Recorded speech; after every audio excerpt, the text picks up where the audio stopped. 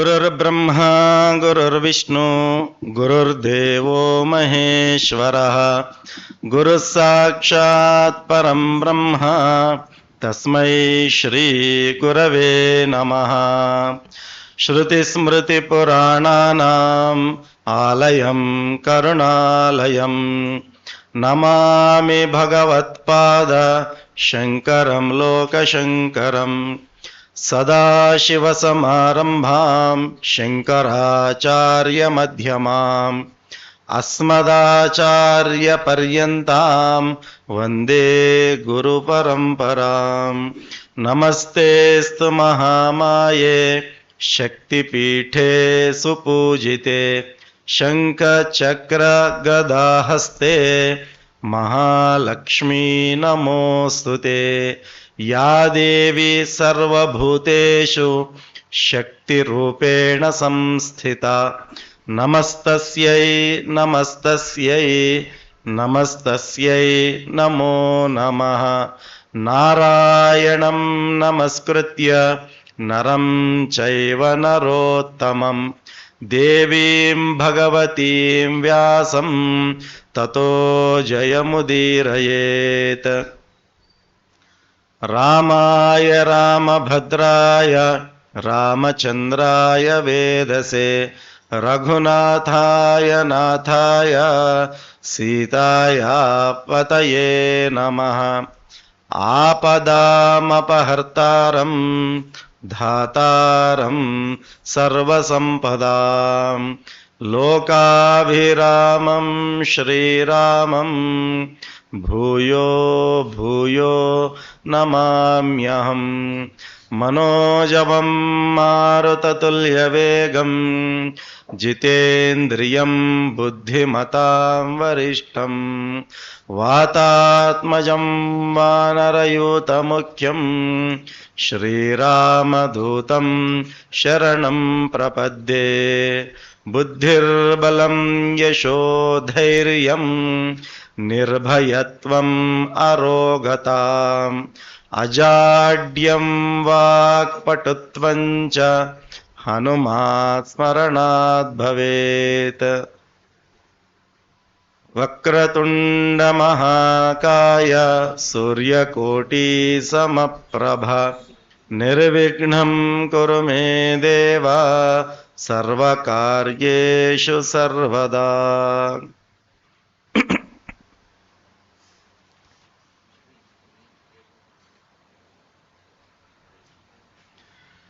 श्रीपूर्णे प्रणवात्मके मणिमये दृक्सारते संस्थितं शान्तं शीतकरप्रभुं गुरुवरं योगासनाधिष्ठितं स्मेरास्य स्फीतपुष्पगन्धवसनं चिन्मुद्रयालङ्कृतं शब्दब्रह्ममयं परात्पर हंस योगीश्वरं भावये। श्रीमनोज्ञहेमपीठ भासिनं सुखासनं सोममौलिरूपिणं सदादिषट्कभूषणं रामनामचिन्तनैक पारणं परायणं रम्यश्रीशिवाख्ययोगी पुंगवं शिवं भजे।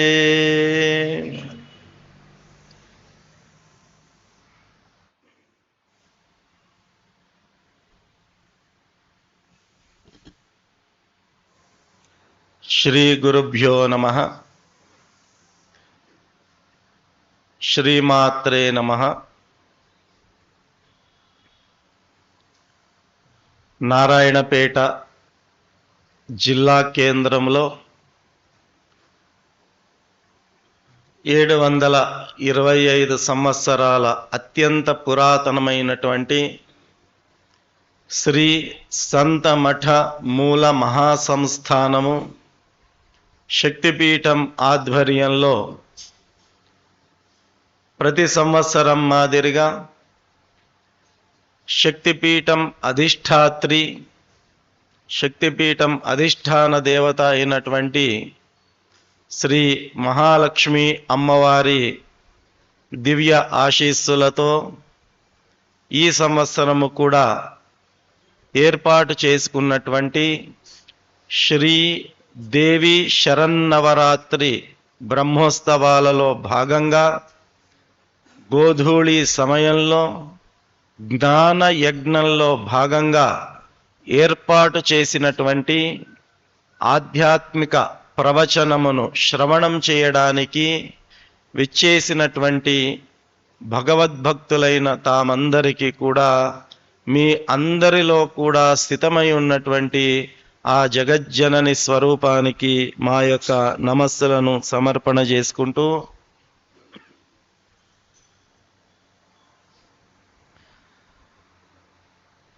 అమ్మవారికి అత్యంత విశేషంగా పూజాధిక అర్చనములు చేసేటటువంటి ఉత్సవము ఈ నవరాత్రోత్సవము.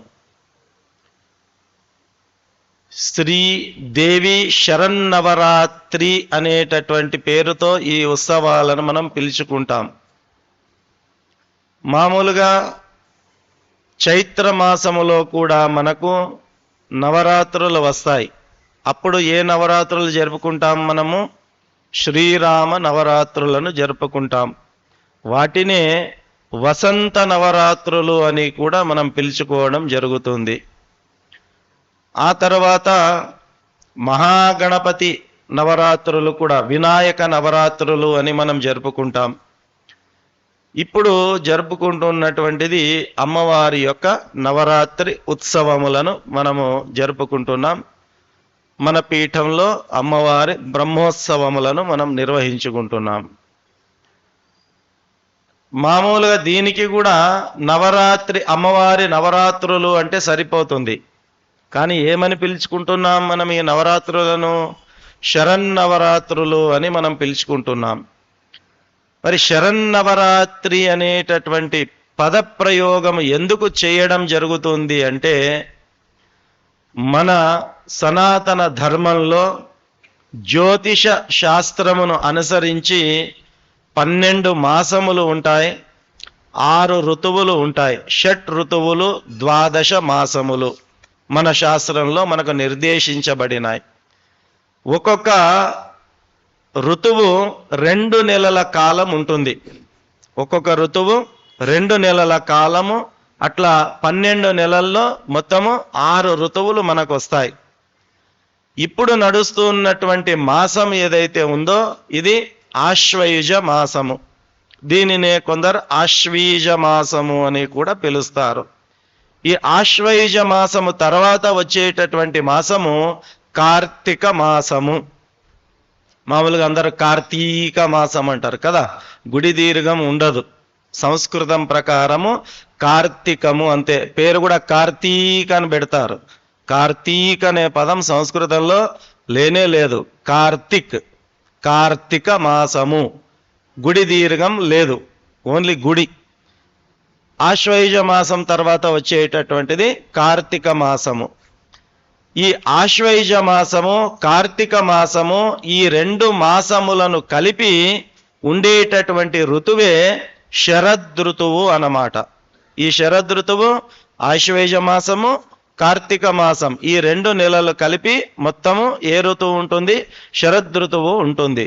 శరదృతువులో ఈ అమ్మవారి నవరాత్రులు వస్తున్నాయి కాబట్టి దీనికి ఆ ఋతువు పేరిట శరన్నవరాత్రులు అనేటటువంటి పేరు స్థిరీకరింపబడింది. కాబట్టి శ్రీ దేవి శరన్నవరాత్రి ఉత్సవములు అని మనము పిలుచుకోవడం జరుగుతుంది. ఈ శరన్నవరాత్రుల్లో అత్యంత ముఖ్యమైనటువంటి పూజాక్రతువులు కొన్ని మనకున్నాయి. అందులో అత్యంత విశేషమైనటువంటిది ఘటస్థాపన అని చెప్తారు. ఘటస్థాపన అంటే దీనినే మామూలు భాషలో మనం అన్ని పూజల్లో చెప్పుకుంటాము కలశ స్థాపన అని చెప్పి. ఈ ఘటస్థాపన అత్యంత విశేషమైనటువంటిది. ఈ ఘటస్థాపన ఎలా చేస్తారు అంటే, ఒక ఇత్తడి పాత్ర కానీ రాగి పాత్ర కానీ అందులో బియ్యమును వేసి అందులో ఒక కలశాన్ని ఏర్పాటు చేసుకొని మళ్ళీ ఆ కలశంలో ఉదకాన్ని పూరించి అంటే నీటిని వేసి ఆ కలశం పైన మామూలుగా మిగతా పూజల్లో ఏం చేస్తాం, శ్రీఫలము నారికేళ ఫలాన్ని ఉంచుతాం మనం కలశం పైన. కానీ ఈ ఘటస్థాపనలో ఆ కలశం పైన మరి ఒక చిన్న ఇత్తడి గాని రాగి ప్లేట్ గాని ఉంచి అందులో మరలా బియ్యం పోసి దానిపైన మనము అమ్మవారికి సంబంధించినటువంటి అమ్మవారి విగ్రహమును గాని లేకపోతే అమ్మవారి యొక్క స్వస్వరూపమైనటువంటి శ్రీ యంత్రమును గాని మనము దాని యందు ప్రతిష్ఠించుకోవాలి. శ్రీ యంత్రము 2 రకాలుగా ఉంటుంది. ఒకటి భూప్రస్థము అని చెప్తారు. భూప్రస్థము అంటే ప్లేట్ మాదిరిగా ఉంటుంది, ఇట్లా సాఫ్గా ఉండేటటువంటిది. యంత్రాలు, చాలా యంత్రాలు మనం చూస్తుంటాం, దానిని భూప్రస్థము అని అంటారు. ఇక్కడ మన శక్తిపీఠములో అమ్మవారి ఉత్సవమూర్తి ఎదుట ఒక శ్రీచక్రం ఉన్నది. దర్శనానికి వెళ్ళినప్పుడు చాలా మంది గమనించి ఉంటారు, లేదా దృష్టి అమ్మవారి పైనే ఉంటే ఆ శ్రీచక్రం పైన దృష్టి పోయి ఉండకపోవచ్చు, సంవత్సరాల నుంచి అక్కడనే ఉన్నది. ఇప్పుడు నేను చెప్పిన ఆ రూపం శ్రీచక్రం మనకు గుర్తొస్తే సంతోషం, లేకపోతే ప్రవచనం తర్వాత వెళ్ళి జాగ్రత్తగా శ్రీచక్రాన్ని మనము దర్శించుకోవచ్చు. అత్యంత విశేషమైనటువంటిది. మనకు పచ్చ అనేటటువంటి రాయి ఉంటుంది, గ్రీన్ స్టోన్, ఎమరాల్డ్ అంటారు దాన్నే కదా, పచ్చ రాయి. అమ్మవారి శ్రీచక్రము అత్యంత విశేషమైనటువంటిది. ఆ రాయితో గనక చేయిస్తే ఆ రాయి విశేషంగా ఎక్కడ దొరుకుతుంది మనకు అంటే, ఇప్పుడు ఉన్నటువంటి ఆఫ్ఘనిస్తాన్లో దొరుకుతుంది. ఒక్కొక్క వనరు ఒక్కొక్క దగ్గర ఉంటుంది కదా. జొన్నలు కర్ణాటక ప్రాంతంలో ఫేమస్, బియ్యము మన ప్రాంతంలో ఫేమస్, గోధుమలు పంజాబ్ ప్రాంతంలో ఫేమస్. ఒక్కొక్క దగ్గర ఒక్కొక్క ధాన్యము ఎట్లాగైతే విశేషంగా పండుతుందో అట్లాగే ఒక్కొక్క ప్రాంతంలో ఒక్కొక్క ఖనిజము విశేషంగా ఉంటుంది. మరి ఈ పచ్చ అనేటటువంటి రాయి, దానిని మరకతము అంటాం మనం. మరకతము, మరకత మణి. ఆ మరకతము అనేటటువంటి రాయి ఆఫ్ఘనిస్తాన్లో దొరుకుతుంది. ఆఫ్ఘనిస్తాన్ దేనికి ఫేమస్ స్వామి? బందూకులకు, తుపాకులకు కదా, అటువంటి చర్యలకు ఫేమస్. మనకు తెలిసింది అదే. కానీ మనందరికీ తెలియని విషయం ఏమిటి అంటే, అమ్మవారి అత్యంత శక్తివంతమైనటువంటి పీఠము అక్కడ ఉన్నది. అక్కడ కొలుస్తున్నటువంటి అమ్మవారి పేరు ఏమిటి అంటే హింగుళాంబాదేవి. హింగుళాంబ అమ్మవారు అక్కడ ఆఫ్ఘనిస్తాన్లో వెలిసింది. అక్కడ ఈ మరకతము చాలా విశేషం. మనము అమ్మవారి కృపచేత ఆ మరకతాన్ని అక్కడి నుంచి మనం తెప్పించి ఒక మంచి ఆర్టిస్ట్ చేత ఆ యొక్క మేరు శ్రీచక్రాన్ని ఏర్పాటు చేసుకొని మన ఆస్థాన పురోహితులు, వేద పండితుల యొక్క సమక్షంలో ప్రాణ ప్రతిష్టాపనాది కార్యక్రమాలను నిర్వహించి మనం ఆ మేరు శ్రీచక్రాన్ని స్థాపన చేసుకోవడం జరిగింది. అట్లాగా ఆ ఘటస్థాపనలో ఆ యొక్క ఇత్తడి లేదా రాగి పాత్ర పైన అమ్మవారి యొక్క విగ్రహాన్ని కానీ అమ్మవారి యొక్క శ్రీచక్ర రూపాన్ని కానీ మనము స్థాపన చేసుకోవాలి. విగ్రహం పెడితే చాలామంది డబ్బులు ఉన్నాయి కదా అని చెప్పి, లేదా నాకు చాలా ఇష్టము అని చెప్పి ఇష్టమైనంత సైజులో విగ్రహాలు తెచ్చుకోవడానికి వీలు లేదు. మన శాస్త్రం చెబుతుంది, ఇంటి యజమాని ఎవరైతే ఉంటారో ఆ ఇంటి యజమాని యొక్క అరచేయి ఏదైతే ఉంటుందో ఆ విగ్రహం గనక మనము చేతిలో ఇమిడిచినట్టయితే ఈ బ్రొటన వేలు దాటి పైకి విగ్రహము కనిపించకూడదు. అంతటి ప్రమాణము ఆ ఎత్తు ఉన్నటువంటి విగ్రహాలను మనము మన ఇళ్లల్లో స్థాపన చేసుకోవచ్చు. అంతకంటే ఎత్తుగా ఉన్నటువంటివి దేవాలయాల్లో, పీఠాల్లో, మఠాల్లో మాత్రమే పూజలో ఉపయోగిస్తారు. అంతకంటే ఎత్తు ఉన్నటువంటివి మన నిజ గృహములలో, స్వగృహములలో ఆ విగ్రహాలను మనం ఉంచకూడదు, పూజించకూడదు. ఎందుకు అంటే మళ్ళీ దానికి ఉన్నటువంటి నియమ నిబంధనలు వేరుగా ఉంటాయి. కాబట్టి మనము ఆ ప్రమాణము కలిగినటువంటి విగ్రహములను మాత్రమే మన గృహాల్లో మనం ఉంచి పూజించుకోవచ్చు. ఆ రకంగా అమ్మవారి స్థాపన చేసుకొని దానిపైన ఘటమాల అంటారు, దాన్నే ఘంటమాల అని పిలుస్తారు. మామూలుగా ఏం చేస్తాము, కలశానికి పూలమాల వేస్తాం మామూలుగా అన్ని పూజల్లో. కానీ ఇక్కడ ఈ అమ్మవారి ఘటస్థాపన లోపల ప్రత్యేకించి ఎక్కడైతే మనం ఆ ఘటస్థాపన, కలశ స్థాపన చేస్తామో దానికి సరిగ్గా పై భాగములో ఏదైనా కట్టడానికి ఏర్పాటు చేసుకొని పూల దండను పైనుంచి కిందికి ఇలా వేలాడదీయాల, పైనుంచి కిందికి వేలాడదీయాల. సరిగ్గా ఆ యొక్క కలశం పైన నేరుగా ఉండాల. ఈ రకంగా ఏదైతే ప్రక్రియ ఉన్నదో ఇది అమ్మవారి నవరాత్రి ఉత్సవములలో ఈ ఘటస్థాపన అనేటటువంటిది అత్యంత విశేషమైనటువంటి ఒక ప్రక్రియ. అలా చేసి అమ్మవారి యొక్క పూజను సంకల్పయుక్తంగా మనం ప్రారంభం చేసుకోవాలి. దాని తర్వాత ఈ నవరాత్రి ఉత్సవములలో అత్యంత విశేషమైనటువంటిది అఖండ దీపము అనేటటువంటిది చాలా విశేషమైనటువంటిది. అఖండము అంటే పేరులోనే ఉన్నది. ఖండ అంటే భిన్నము, అఖండము అంటే సంపూర్ణము, అంటే ఖండము కానటువంటిది, క్షయము కానటువంటిది, నాశనము లేనటువంటిది, నిత్య నూతనమైనటువంటిది అని అర్థం. అలా అఖండ దీపాన్ని మనము స్థాపన చేసుకోవాలా, అఖండ దీపాన్ని వెలిగించాలా. మరి అఖండ దీపమును ఎట్లా స్థాపన చేసుకోవాలా, అఖండ దీపాన్ని ఎట్లా వెలిగించాలా అంటే ఈ అఖండ దీపం అనేటటువంటిది మనము మట్టి పాత్రలో కానీ ఇత్తడి పాత్రలో కానీ ప్రమిద అంటాం మనం కదా. ఆ ప్రమిద అనేది మట్టిదైనా ఉండవచ్చు, ఇత్తడిదైనా ఉండవచ్చు, రాగిదైనా ఉండవచ్చు, కంచుదైనా ఉండవచ్చు, వెండిదైనా ఉండవచ్చు. ఇంకా స్వామి బంగారు చెప్పకండి, రేటు చాలా పెరిగిపోతుంది, ఇప్పటికే 1,18,000 అయ్యింది, ఇంకా కొన్ని నెలల్లో 2 లక్షలు అవుతుంది అంటున్నారు. కాబట్టి అది చెప్పకుండా ఉంటే బాగుంటుంది అని మీరు అనుకుంటున్నారు కాబట్టి నేను అది చెప్పను, వెండి వరకే ఆగిపోతాను. అలాగా మన శక్తి కొలది ఏది మనకు అందుబాటులో ఉంటుందో ఆ రకమైనటువంటి దీప ప్రమిదను మనం ఏర్పాటు చేసుకోవాలా. ఒకవేళ మట్టి ప్రమిద గనక అయితే ఆ మట్టి ప్రమిద నేరుగా అందులో ఏదో నూనె వేసి ఒత్తులు వేసి దీపారాధన చేయడము సరి అయినటువంటిది కాదు.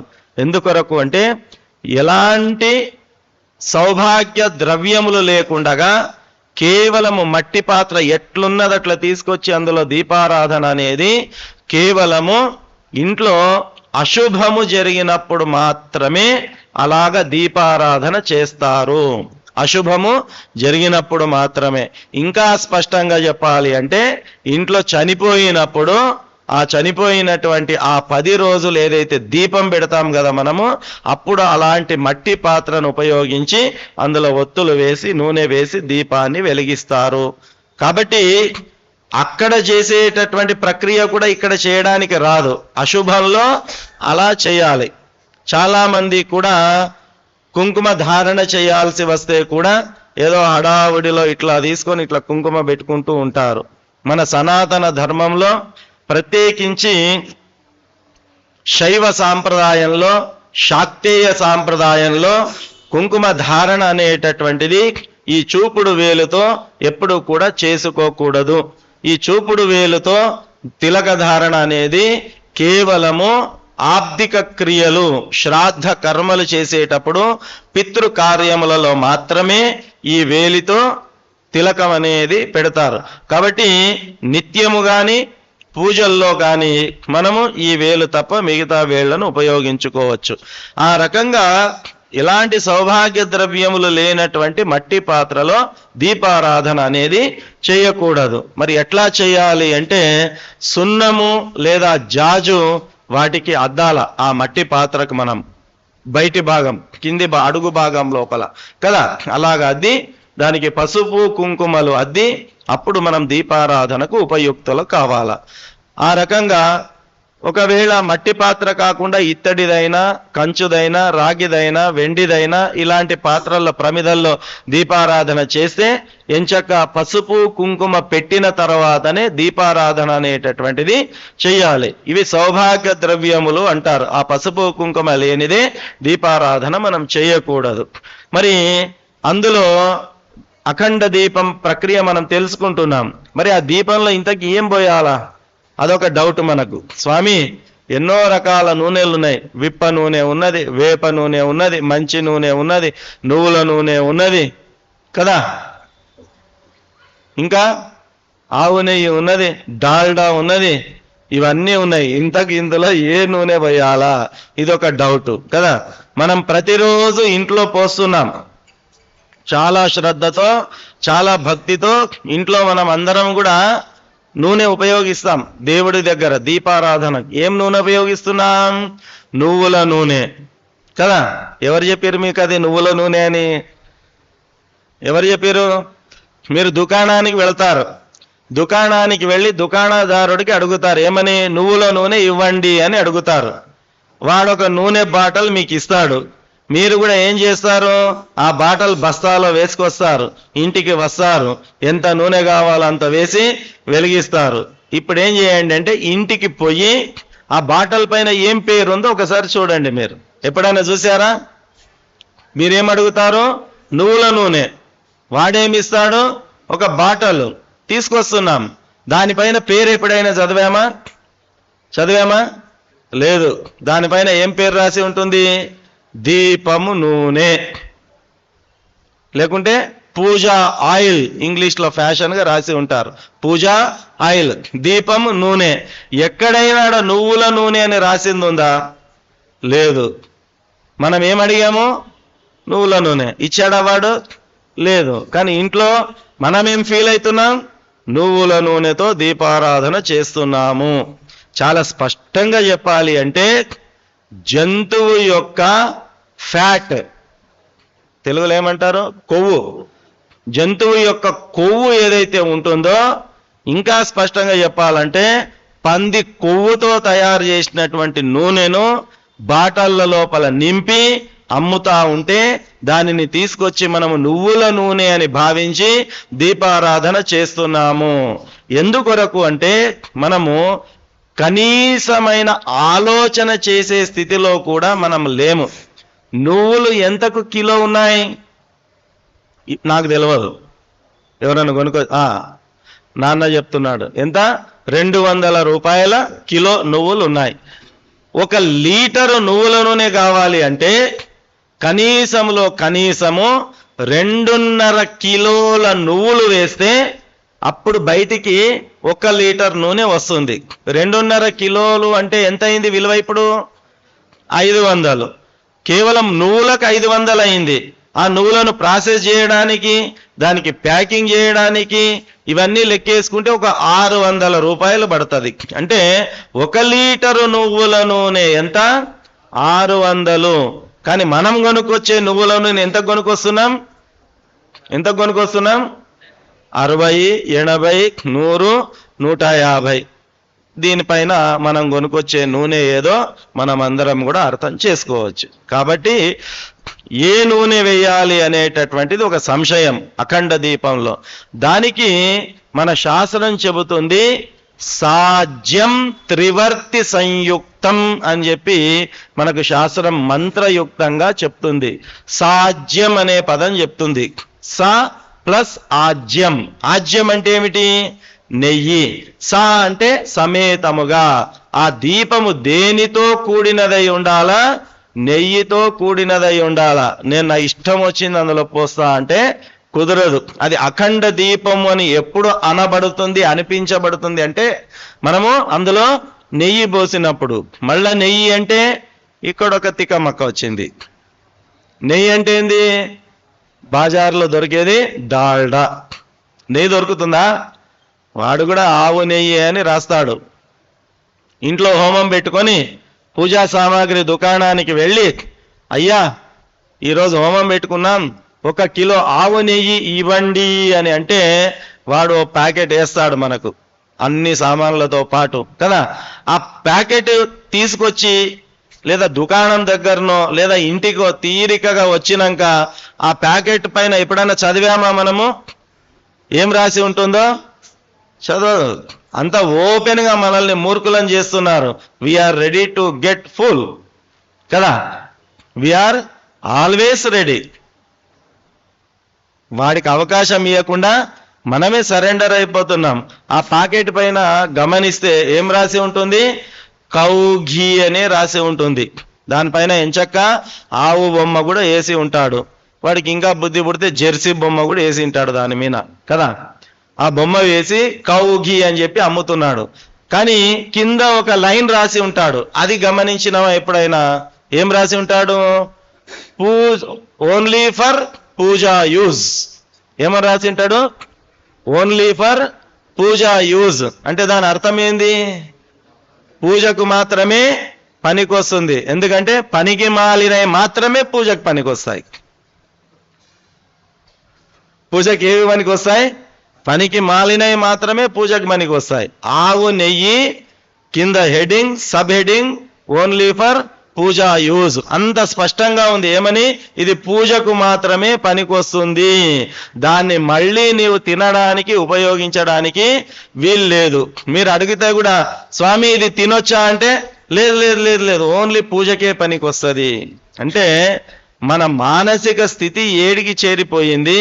మన మైండ్ను మ్యానుఫ్యాక్చరింగ్ కంపెనీలో ఏ స్థాయికి దిగజార్చారు అంటే పూజకు అన్ని థర్డ్ క్లాస్. పూజకు అన్ని థర్డ్ క్లాస్. ఇంతకుముందు సందర్భంలో కూడా చెప్పి ఉంటాను నేను కదా. పళ్ళ దుకాణానికి పోయినప్పుడు పళ్ళు అడగాల్సి వస్తే ఆ పళ్ళ వ్యాపారి దగ్గరికి పోయి ఇంట్లో సత్యనారాయణ వ్రతం గనక ఉంటే వ్రతం తర్వాత అయ్యగారికి గనక ఫలతాంబూలాలు ఇచ్చేది ఉంటే పండ్ల దుకాణం దగ్గరికి వెళ్ళి మనం మొట్టమొదట సేపు పళ్ళు కావాలా, యాపిల్ పళ్ళు కావాలా అని అడిగితే వాడు 3 వరుసలు చూపిస్తాడు. సార్ ఇది 40 రూపాయలు, ఇది 20 రూపాయలు, ఇది 10 రూపాయలు అని చూపిస్తాడు కదా. మనందరి దృష్టి దేని మీద పోతుంది? దేని మీద పోతుంది? అబద్ధం చెప్తున్నారు మీరు. 10 రూపాయల మీద పోతుందా? ఇంత ధర్మాత్ములు మీరంతా, ఇంత భక్తి కలిగినటువంటి వాళ్ళు 10 రూపాయల మీద పోతుందా? 40 రూపాయల? ఇది ఇంకా అబద్ధం. నేను చెప్తాను మన దృష్టి దేని మీద పోతుందంటే 40ది అడగము, 20ది అడగము, 10ది అడగము, దీనికన్నా ఇంకా తక్కువ రేటుది లేదా అని అడుగుతాం మనం వాని దగ్గరికి పోతే. వాడు చెప్తాడు ఓస్ ఎందుకు లేదు అని చెప్పి పుచ్చిపోయినాయి, కుళ్ళిపోయినాయి, అవి కూడా తీసి ఓ బుట్టలు వేసింటాడు పక్కకు వాడు రెడీగా. ఎందుకంటే మనటువంటి వాళ్ళం వస్తామని వాడికి తెలుసు, అది పడేయాడు వాడు కదా. అవి కూడా పక్కన పెట్టింటాడు. దానికన్నా తక్కువది అంటే లేవు సా 5 రూపాయమే ఏక్ అంటాడు. మనము అయ్యగారు ఒక డజన్ రాపిచ్చింటాడు కదా. భర్త ఉండి డజన్ తీసుకోవడానికి పోతాడు, పక్కల భార్య ఏమండి ఏం చేయడానికి డజను, 5 పళ్ళు చాలు అంటది ఆమె. ఆ 5 రూపాయలు పుచ్చిపోయినవి కూడా లిస్టులో రాసినని తీసుకోపోం. ఆ ధైర్యం సాహసం చేయం. ఎన్ని తీసుకుపోతాం? 5 తీసుకుపోతాం. ఫర్ ఎగ్జాంపుల్, ఇంట్లో కొడుకుకు అనారోగ్యం అయింది, డాక్టర్ దగ్గరికి వెళ్ళినాం. డాక్టర్ ఉండి ఏం లేదండి మీ అబ్బాయికి కాస్త వైరల్ ఫీవర్ వచ్చింది, కొంచెం ఏదైనా బలంగా తినిపిస్తే తాగిపిస్తే త్వరగా కోలుకుంటాడు, కాబట్టి పళ్ళ రసం తాగించండి అని చెప్తాడు. ఏ రసము? పళ్ళ రసం. అది కూడా స్పెషల్గా చెప్పి పంపించాడు. ఏమని? ఇంతకుముందు చెప్పుకున్నాం కదా, ఏం పండు? యాపిల్ పండు. ఎందుకంటే అదే ఎగ్జాంపుల్ చెప్పుకున్నాం కాబట్టి ఇప్పుడు అదే పేరు తీసుకోవాలి, వేరే తీసుకుంటే సరిపోదు. కాబట్టి యాపిల్ జ్యూస్ దాపండి మీ అబ్బాయికి అని చెప్తాడు. చెప్తే అదే భార్యాభర్తలు అదే పండ్ల దుకాణానికి పోతారు, నాకు యాపిల్ పళ్ళు కావాలా అని అడుగుతారు. వాడు మళ్ళా సేమ్ 40, 20, 10 అంటాడు. ఈసారి మన దృష్టి ఎక్కడికి పోతుంది? ఎక్కడికి పోతుంది? 40 మీద కూడా కాదు, ఇంతకంటే మంచివి లేవా, ఇంతకన్నా క్వాలిటీది లేదా అని మనం అడుగుతాం కదా. ఎందుకొరకు? అది ఎవరికి దాపించడానికి? కొడుకుకు దాపించడానికి. ఇంతకుముందు ఎవరికి? వాడు పని పాట లేక కూర్చునింటాడు కదా దేవుడు ఒకడు, వానికి ఇవ్వాల్సిన వచ్చేటప్పుడేమో మురిగినై పుచ్చిపోయినాయి 5 రూపాయల పండ్లు. నా కొడుకుకు డాక్టర్ జ్యూస్ దాపమన్నప్పుడేమో ఇంకా మంచివి లేవా, ఇంకా క్వాలిటీ లేదా అని చెప్పి మనం అడుగుతా ఉంటాం. సర్వసాధారణంగా 99% సామాన్య ప్రజలమైనటువంటి మనము చేస్తూ ఉన్నటువంటిది ఇదే కదా. మరి కుళ్ళిపోయినాయి కుచ్చిపోయిన పండ్లు పెట్టి స్వామి దగ్గర టాప్ మోస్ట్ వరం కావాలంటే వాడేమో పిచ్చోడా, అమ్మవారేమో తిక్కదా? పుచ్చిపోయిన పండ్లు పెట్టి నీ లిస్టు టాప్ లిస్టు పెట్టి నాకు అది కావాలి ఇది కావాలంటే, నీకంటే కూడా మనల్ని కన్నామే కదా, అమ్మలను కన్నా అమ్మ, బ్రహ్మ విష్ణు మహేశ్వరులనే చక్రంలా తిప్పేటటువంటి జగజ్జనని. మరి ఆమె ముందల మన కుప్పిగంతులు చెల్లుతాయా? చెల్లవు. ఇట్లే ఒక వ్యక్తి వ్యాపారం ప్రారంభం చేసేటప్పుడు ఏం చేశాడు అంటే, శక్తిపీఠం అమ్మవారి దగ్గరికి వచ్చాడు. కథ చెప్తున్నా, నిజం అనుకునేరు. శక్తిపీఠం అమ్మవారి దగ్గరికి వచ్చి, నేను కొత్త వ్యాపారం ప్రారంభం చేస్తున్నా, ఈ వ్యాపారంలో గనక మొదటి రోజే 1,00,000 రూపాయలు గనక కౌంటర్ అయినట్లయితే అమ్మ నీకు గుమగుమలాడే మంచి నేతితో అన్ని రకాల గొప్ప పదార్థాలు వేసి మంచి పాయసం నీకు నైవేద్యంగా సమర్పిస్తా అని అన్నాడు. ఎందుకంటే పాయసం అంటే ఏమో తెలియదు పాపం ఆమెకు, ఎప్పుడు చూసలేదు. వీడిస్తేనే ఆమె తినాలి కాబట్టి వాడు గొప్పగా చెప్పాడు, నేను 1,00,000 రూపాయలు కౌంటర్ కావాలి, కండిషన్. ఎందుకంటే వితౌట్ కండిషను మనం బతకలేం.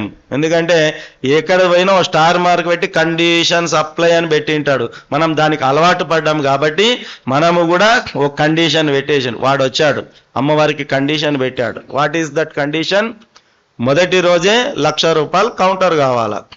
అమ్మవారు పాపము తల్లి మనసు కదా, తల్లి మనసు మెతకగా ఉంటుంది.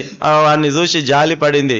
అరే ఈడేడో నా వాడు, నా పిల్లవాడు ఫస్ట్ రోజే 1,00,000 రూపాయలు కౌంటర్ అయితే నాకు పాయసం చేపిస్తా అంటున్నాడు, వాని సంతోషం నేనెందుకు కాదనాలా అని చెప్పి, సరే పుత్ర తథాస్తు అన్నది. వాడు దుకాణం తెరిచిండు. ఫస్ట్ డే 1,00,000 రూపాయలు కాదు, కౌంటర్ ఎంత అయింది? 3 లక్షల కౌంటర్ అయింది. 3 లక్షల కౌంటర్ అయ్యేసరికి వాడు అయ్యో నేను అమ్మవారికి మొక్కుకున్నాను కదా అని చెప్పి దుకాణంలో కూర్చొని ఏం చేసిండు అంటే లిస్టు రాసుకుంటూ కూర్చున్నాడు. దేంది లిస్టు రాస్తున్నాడు? పాయసం కొరకు ఏమేం కావాలా లిస్టు రాసుకుంటూ కూర్చున్నాడు. ఈ లిస్టు రాసుకుంటూ కూర్చున్నప్పుడు మొత్తం రాశాడు. ఏం రాశాడు? ఫస్ట్ ఏం కావాలా? ఆవు నెయ్యి, కాజు, కిష్మిష్, బాదాం, చిరంజీ, అన్ని మంచి కాస్ట్లీ ఐటమ్. అందులో పక్కల మళ్ళీ స్పెషల్గా స్టార్ మార్క్ పెట్టి రాసినాడు. ఏమని? కాజు నెంబర్ 1 క్వాలిటీ, బాదాం నెంబర్ 1 క్వాలిటీ, కిస్మిస్ నెంబర్ 1 క్వాలిటీ, మొత్తం రాశాడు. అన్ని పదార్థాలు రాశాడు. రాసి పక్కన రేట్లు వేసుకుంటూ పోయినాడు. ఎంతెంత అవుతుంది ఒకసారి చూద్దామని చెప్పి రేట్లంతా వేసుకుంటూ పోయినాడు. ఆ రేట్లు చూసేసరికి వానికి ఫ్యూజ్ ఎగిరింది. ఏమైంది? అమ్మో ఇంత అవుతుందా అని చెప్పి అప్పుడు ఏం చేశాడు? ఆ నెంబర్ 1 క్వాలిటీ ఉంది కదా దాన్ని తూచు అన్నాడు. తూచ్ వద్దు, నెంబర్ 1 క్వాలిటీ వద్దు. ఎంబడే ఏం రాసుకున్నాడు అక్కడ? Number 2 quality. కాజు నెంబర్ 2 క్వాలిటీ, కిస్మిస్ నెంబర్ 2 క్వాలిటీ, బాదాం నెంబర్ 2 క్వాలిటీ. మళ్ళా మొత్తం బిల్లు వేసుకున్నాడు. ఆ బిల్లు చూసినాక కూడా వానికి గుండె ధైర్యం చాలాలే. వాయమ్మ ఇంత బిల్లా, అమ్మవారి ప్రసాదానికి ఇంతనా? వద్దు అన్నాడు. మళ్ళీ ఏం చేశాడు? ఇది కూడా తూచ్ వద్దు. మళ్ళీ ఏంది? నెంబర్ 3 క్వాలిటీ, 3rd క్వాలిటీ, కాజు 3rd క్వాలిటీ, కిష్మిష్ 3rd క్వాలిటీ, చిరంజీ 3rd క్వాలిటీ. అవి కూడా లెక్కేసుకున్నాడు. అయినా వాని మనసు ఒప్పిలేదు ఆ టోటల్కు కూడా. ఇది ఇట్లా కుదరదని చెప్పి ఏం చేసినాడు? నెయ్యి ఉంది కదా, నెయ్యి బదులు డాల్డా వేస్తే ఏమవుతుంది కదా, డాల్డా రాసుకున్నాడు. నెయ్యి కట్ డాల్డా రాసుకున్నాడు. అట్లా కాజు, కిష్మిష్, బాదాం, చిరంజీ ఇన్ని రాసినా కదా, ఇన్ని వేయాల్సిన అవసరం ఏమున్నది? ఏదన్నా ఒక్కటి వేస్తే అయిపోయి. అమ్మ అడుగుతుందే నీవు ఇవెందుకు వేసలేవరా, ఇన్నెందుకు వేసలేవరా అని ఆమెను అడుగుతుంది. ఆ పాపం ఏమీ అడగదు. కాబట్టి ఈ 4 వద్దు, ఏదైనా ఒకటి, అది కూడా కిలో రాసుకున్నా కదా, పావు కిలో అయితే సరిపోతుంది అని చెప్పి రాసుకున్నాడు. అందులో ఓ 20 ఐటమ్స్ ఉంటే కట్ చేసుకుంటా వస్తే ఓ 10 ఐటమ్లు అయినాయి. క్వాంటిటీ కూడా 100% నుంచి 25%కి అయిపోయింది. అప్పుడు ఇక రెడీ అయిపోయినాడు. ఇక దీంతో అమ్మవారికి నైవేద్యం చేయాలి అని చెప్పి. అప్పుడు అదే రోజు వాని కొడుకుది MBBS ఎగ్జామ్ ఉన్నది. ఎవరిది? ఆ వ్యాపారి కొడుకుది MBBS ఎగ్జామ్ ఉన్నది. ఆ MBBS ఎగ్జామ్ లోపల ఎంత బ్రహ్మాండమైన పేపర్ వచ్చింది అంటే వాడు హాయిగా రాస్తున్నాడు. మొత్తం రాసిండు. 100 మంది ఎగ్జామ్ హాల్లో ఉంటే 3 గంటల సమయం దానికి ఉంటే వీడు 1 గంట లోపల చకా మొత్తం పేపర్ రాసిండు. వర్కౌట్ చేసుకోవడానికి కింద చిత్తు కాగితం పెట్టుకున్నాడు. లెక్కలు అవి ఇవి చేసుకుంటాం కదా, రఫ్ వర్క్ చేసుకోవడానికి అవన్నీ పెట్టుకున్నాడు. అంతా అయిపోయింది. వెళ్ళిండు, పేపరు ఇన్విజిలేటర్కి ఇచ్చేసిండు. ఇన్విజిలేటర్ చూశాడు, 3 గంటల పేపరు 1 గంటలో రాశాడు. వా అనుకున్నాడు. సరే మంచిదన్నాడు. వాడు పేపర్ ఇచ్చిండు. ఇంటికి వచ్చిండు. ఎక్కడికి? దుకాణానికి వచ్చిండు. వానికి ఆతరత.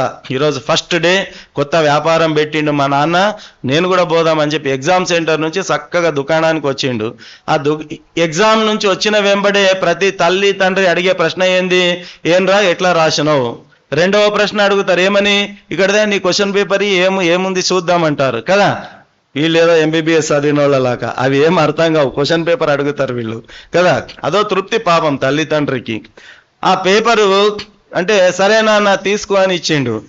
ఆ నాన్న ఆ పేపర్ చూసి ఆశ్చర్యపోయిండు. ఏమని ఆశ్చర్యపోయిండు?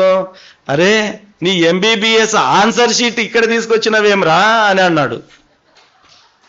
అప్పుడు వాడు చూసినాడు, నాన్న నేను ఆడ రఫ్ పేపర్ ఇచ్చి ఒరిజినల్ ఆన్సర్ షీటు ఇక్కడికి పట్టుకొచ్చిన, ఇప్పుడు పోయి ఇస్తా అంటే కుదురుతుందా?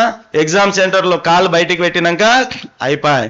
అంటే నీవు ఇన్ని తెలివితేటలేస్తే అమ్మవారు కూర్చున్న దగ్గరనే నీ కొడుకు పరీక్ష దగ్గర చక్రం తిప్పింది. జాదా హుషారి జాన్కా ఖతరా అని చెప్తారు కదా. కాబట్టి భగవంతుడు అంటే అగ్నితో సమానము. అగ్నితో ఎప్పుడు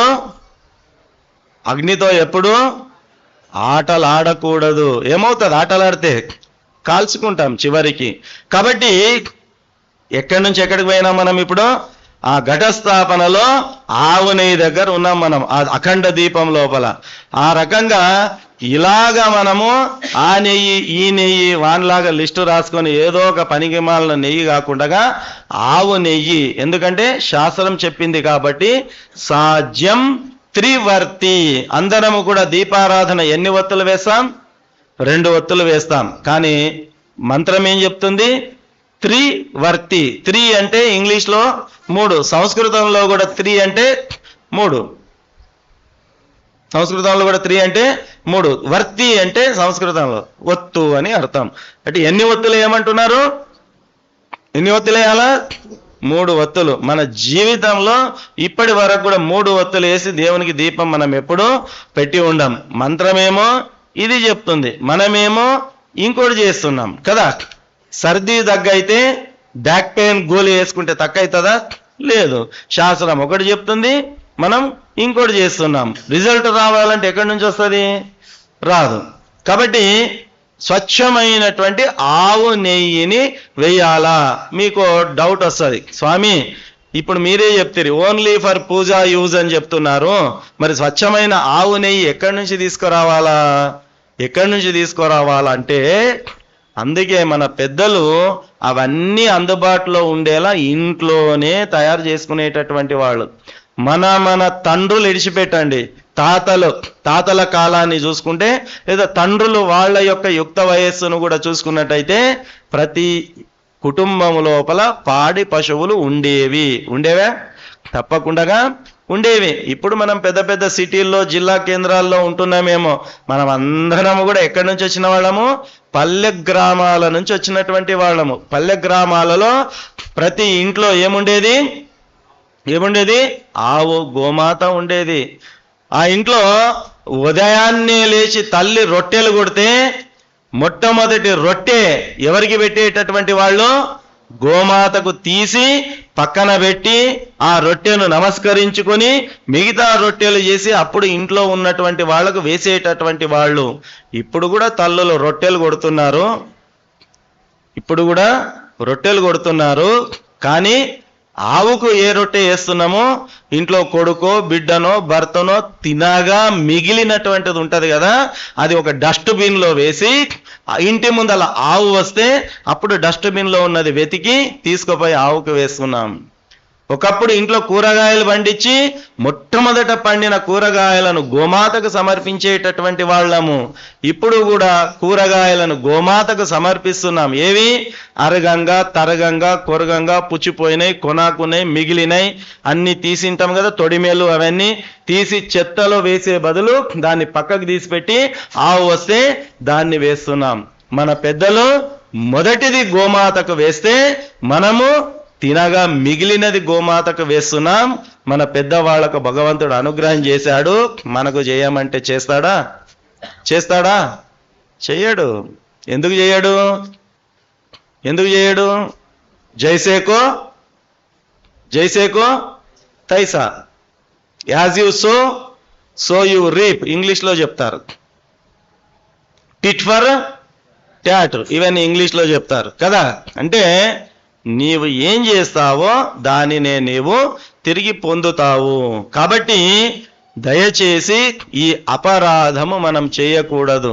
ఈ అపరాధం ఎప్పుడు చేయమంటే దాని పశువులా కాకుండా సకల దేవతా నివాసిని గోమాత సాక్షాత్తు అమ్మవారు అనే భావన మనలో ఉంటే ఆ భావన ఉన్నవాడు ఎప్పుడు కూడా ఎంగిలి మెతుకులు గోమాతకు వేయడు. ఆ భావన మనలో కరువైంది కాబట్టి దానిని ఒక జంతువులా మనం చూస్తున్నాం కాబట్టి మనము ఆ భావన మనలో లావడం లే. ఆ బాధ అయ్యో మిగిలిపోయింది మురిగింది వేస్తున్నాం కదా అని మనకు అనిపించడం లేదు మనకు. కాబట్టి ఆ రకంగా కాకుండా మన పెద్దవాళ్ళు ఇంట్లోనే పాడి పశువులను పెంచుకొని వాటిని పూజించి కుటుంబంలో సభ్యుల్లాగా వాటితో ట్రీట్ చేసి, వెనకటికి పెద్దలు మన తాత ముత్తాతల ఫోటోలు ఉంటే చూడండి, వాళ్లతో పాటు ఇంట్లో 2 ఆవులో 2 ఎద్దులో పక్కన పెట్టుకొని ఫోటోలు దిగేటటువంటి వాళ్ళు. ఎందుకు? అవి కూడా కుటుంబంలో ఒక భాగము. ఇంతకు మొన్ననే ప్రవచనంలో చెప్పాను. ఇప్పుడు ఏం చెప్పాను? తల్లిదండ్రులు వృద్ధాశ్రమంలో, ఇంట్లో ఉండాల్సిన తల్లిదండ్రులు ఎక్కడున్నారు? వృద్ధాశ్రమంలో ఉన్నారు. రోడ్డు మీద తిరగాల్సిన పిచ్చి కుక్కలు ఏడ ఉన్నాయి? ఇంట్లో ఒళ్ళో ఉన్నాయి, సోఫాలో కూర్చుంటున్నాయి. అంటే ఇంట్లో కుక్కకున్న స్థానము కూడా ఈరోజు జీవనంలో మన కుటుంబాల్లో తల్లిదండ్రులకు అత్తామామలకు లేకుండా పోయింది. కుక్కలకు స్థలం ఉంది ఇంట్లో, కానీ పెద్దలకు స్థలం లేదు. నో వేకెంట్ లేదు. మరి ఇటువంటి పరిస్థితుల్లో నాకు మంచి జరగాలి అంటే పరమాత్ముడు మనకి ఎట్లా మంచి చేస్తాడు? ఇది మనం అందరము కూడా ఆలోచించాలి, విచారించాలి, ఆత్మ విమర్శ చేసుకోవాలా. కాబట్టి ఇంట్లోనే గోమాతలను పెంచి ఆ పాలు కాగి వెన్న చేసి నెయ్యి చేసి దాంతో దీపారాధన చేసేటటువంటి వాళ్ళు, పూజల్లో ఉపయోగించేటటువంటి వాళ్ళు, కూరగాయలు పండించి అవే నైవేద్యంలో సమర్పణ చేసేటటువంటి వాళ్ళు మనందరము కూడా మన చిన్న స్తనము లోపల, బాల్యం లోపల మనం అందరము కూడా పల్లెటూళ్ళ నుంచి వెన్నె తీసుకొచ్చి మన ఇంటి ముందు వాళ్ళు కాసి నెయ్యి వేస్తే మనం తీసుకునేటటువంటి వాళ్ళం. అవునా? పల్లెటూళ్ళలో నుంచి గంపల్లో పాలు తీసుకొస్తే ఆ పాలు మనం తాగేటటువంటి వాళ్ళం. అదే పల్లెటూళ్ళలో నుంచి గంపలో పెరుగామె వస్తేనే మనకు పెరుగు గతి, లేకపోతే లేదు. కానీ దౌర్భాగ్యమైన స్థితి ఇప్పుడు ఏమిటి? అదే పల్లెటూరి వాళ్ళు ప్యాకెట్ పాలు ఊర్లకు తీసుకుపోతున్నారు మన దగ్గరకు వచ్చి. అదే పల్లెటూర్లు వాళ్ళు మార్కెట్లో కూరగాయలు కొనుక్కొని పోతున్నారు. అదే పల్లెటూరు వాళ్ళు ప్యాకెట్లో ఉన్న నెయ్యిని కొనుక్కోపోతున్నారు. ఒకప్పుడు అందరికీ ధారాళంగా ఒరిజినల్ నెయ్యి, పాలు, పెరుగును ఇచ్చినటువంటి వాళ్ళు ఈరోజు ప్యాకెట్లో ఉన్నటువంటి 3rd క్లాస్ వస్తువులను వాళ్ళు కొనుక్కొని వెళ్ళాల్సిన పరిస్థితి వస్తున్నది. ఎందుకు వస్తున్నది? ఒకటి తేడా ఏమిటి? అప్పుడు నీ ప్రాంగణములో గోమాత ఉండింది, ఉన్నంత వరకు నీ ఇంట్లో సమృద్ధి ఉన్నది. ఏ రోజు గోమాత నీ ఇంట్లోకి వెళ్ళిపోయిందో ఆ రోజు నుంచి నీ ఇంట్లో కూడా లక్ష్మీదేవి వెళ్ళిపోయింది. కాబట్టి మనము ఇంట్లో తల్లిదండ్రుల అత్తామామలకే స్థానం లేనప్పుడు గోవు స్థానం ఊహించడం కష్టం. కాబట్టి మనమా ఆవులను పెట్టుకోలేము, పెంచుకోలేము, పోషించలేము. కానీ ఎక్కడైతే ఆలన పాలన పోషణ జరుగుతుందో అక్కడైనా కనీసం ఒక్క గోవునైనా నేను పోషించగలగాల, రక్షించగలగాలనేటటువంటి సంకల్పం చేసుకొని నీ జీవితంలో ఒక్క ఆవు ఆలన పాలన నీ ద్వారా జరిగిన ఇటు 10 తరాలు సంకల్పంలో చెప్తారు. దశ పూర్వేషాం దశ పరేషాం, నీ గడిచిపోయిన 10 తరాలు, గతించిన నీ పెద్దలు 10 తరాలు అటువైపు నీతో మొదలుకొని ఇంకా వచ్చే 10 తరాల దాకా శాశ్వత స్వర్గలోక నివాస ప్రాప్తి దొరుకుతుంది అని చెప్పి మన వేదాలు శాస్త్రాలు చెబుతున్నాయి. గోసేవ యొక్క మాహాత్మ్యం అటువంటిది. కానీ 100 సంవత్సరాలైనా మన నారాయణపేట లాంటి జిల్లా కేంద్రంలో గోశాల లేదు. ఉన్నదా? ఇక్కడ పెద్ద మనుషులు ఉన్నారు. మన సార్ 85 సంవత్సరాలు 88 సంవత్సరాల పెద్ద మనిషి ఉన్నాడు. అంతకన్నా పెద్ద వయసు వాళ్ళు ఎవరు లేరు అనుకుంటాను. సార్ గోశాల చూసారా ఎప్పుడైనా మీరు నారాయణపేటలో? ఇప్పుడు చూశారంట వాళ్ళు. అంటే 88 సంవత్సరాల వెనక్కి పోతే కూడా దేర్ వాజ్ నో గోశాల. మన అదృష్టం కొద్దీ మన ప్రాంతంలోనే, మన దగ్గరనే, మన చుట్టుముట్టే గోశాల వెలిస్తే ఎంతమంది వెళ్ళి మనం దర్శనం చేసుకోగలుగుతున్నాం? రోజు వెళ్ళడం కుదురుతుందా? కుదరదు. పోనీ వారానికి ఒకసారైనా వెళుతున్నామా? వారానికి ఒకసారి కుదరదు. నెలకొకసారైనా వెళుతున్నామా? అది కుదరదు. కనీసంలో కనీసం నీ జన్మదినం రోజో, మీ పిల్లల జన్మదినం రోజో, మీ మ్యారేజ్ డే రోజో, లేకపోతే మీ పెద్దలు గతించినటువంటి పెద్దల దినవారాలు అని చేస్తాం కదా, ఆ పితృదేవతలు వాళ్ళు గతించినటువంటి ఆయా తిథుల్లోనో కనీసం గోశాలలో అడుగుపెట్టి కనీసం ఒక 2 పూజలు 2 ఆకులు నీవు అమ్మవారికి సమర్పణ చేస్తే వాళ్ళు ఉత్తమ గతులు పొందుతారు. కానీ సంవత్సరంలో ఒక్కసారి కూడా మనము గోశాలకు వెళ్ళే అవకాశం మనకు లేదు. ఇక్కడ ప్రతి కార్యక్రమంలో చెప్తారు, అవునా? శక్తిపీఠం, సురభి గోశాల, శక్తి గీఠం. నాకు విని విని నా చెవుల్లో రక్తం కారుతున్నా. అందుకే మళ్ళీ చెప్పకుండా మీకు పుణ్యం వస్తుంది అని విని విని ఇసిగి ఏసారిపోయినా. కానీ అక్కడ మాత్రము ఒక్క భక్తుడు కనిపించాడు గోశాలలో. సంవత్సరానికి ఒకసారైనా అనుకున్నాము. మొన్న పితృపక్షం పోయింది కదా, పితృపక్షం 15 రోజులు ఉంటుంది. మేమంతా అనుకున్నాం ఏమని, అరే వీళ్ళు సొంతం కొరకు కాకుండా చనిపోయినటువంటి వాళ్ళ పెద్దల కొరకైనా గోశాలకు వచ్చే తీరుతారు, దర్శనం చేసుకునే తీరుతారు, గడ్డో సొప్పనో బెల్లమో ఏదో ఒకటి సమర్పణ చేసే పోతారు అనుకుంటూ ఉన్నాము. పాడ్యమి బాయ్, విద్యాబాయ్, తృతీయబాయ్, చతుర్థిబాయ్, పంచమిబాయ్, షష్ఠిబాయ్, సప్తమిబాయ్, అష్టమిబాయ్, నవమిబాయ్, దశమిబాయ్, ఏకాదశి పోయింది, ద్వాదశి పోయింది, త్రయోదశి పోయింది, చతుర్దశి పోయింది అనుకున్నాం. సర్వపితర అమావాస్య ఈ 15 రోజుల్లో రాకున్నా ఈ ఒక్క రోజైనా ఖచ్చితంగా వస్తారు అనుకున్నాం. కానీ వాళ్ళను గోశాలలో చూసే భాగ్యం మాకు కలగలేదు. భక్తులను గోశాలలో దర్శించుకునే భాగ్యము మాకు కలగలేదు. ఇది మన జీవనములో జరుగుతున్నటువంటి వ్యవస్థ. కాబట్టి భగవంతుడు అనుగ్రహం చేయాలి అంటే అది ఎట్లా సాధ్యమవుతుంది? సాధ్యమయ్యేటటువంటి విషయం కాదు. కాబట్టి భగవంతుడు అనుగ్రహం పొందడానికి ఏం చేయాలా, ఏం చేస్తున్నాం మనం, ఏం చేయాలా అనేటటువంటిదే అత్యంత ముఖ్యమైనటువంటి విషయం. ఇంత ఎందుకు చెప్పాల్సి వచ్చింది అంటే అఖండ దీపం గురించి చెప్పాల్సి వచ్చింది.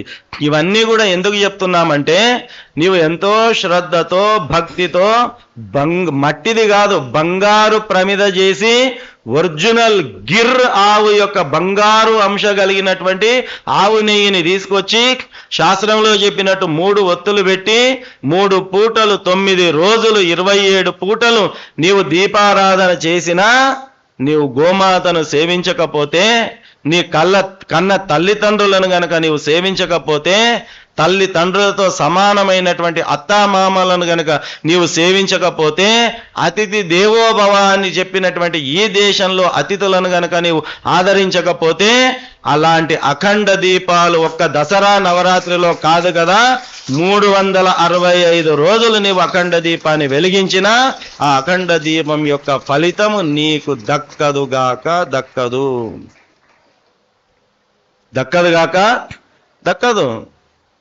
1,00,00,000 రూపాయలు పెట్టి ఒక వాహనం కొన్నా, ఎన్ని రూపాయలు?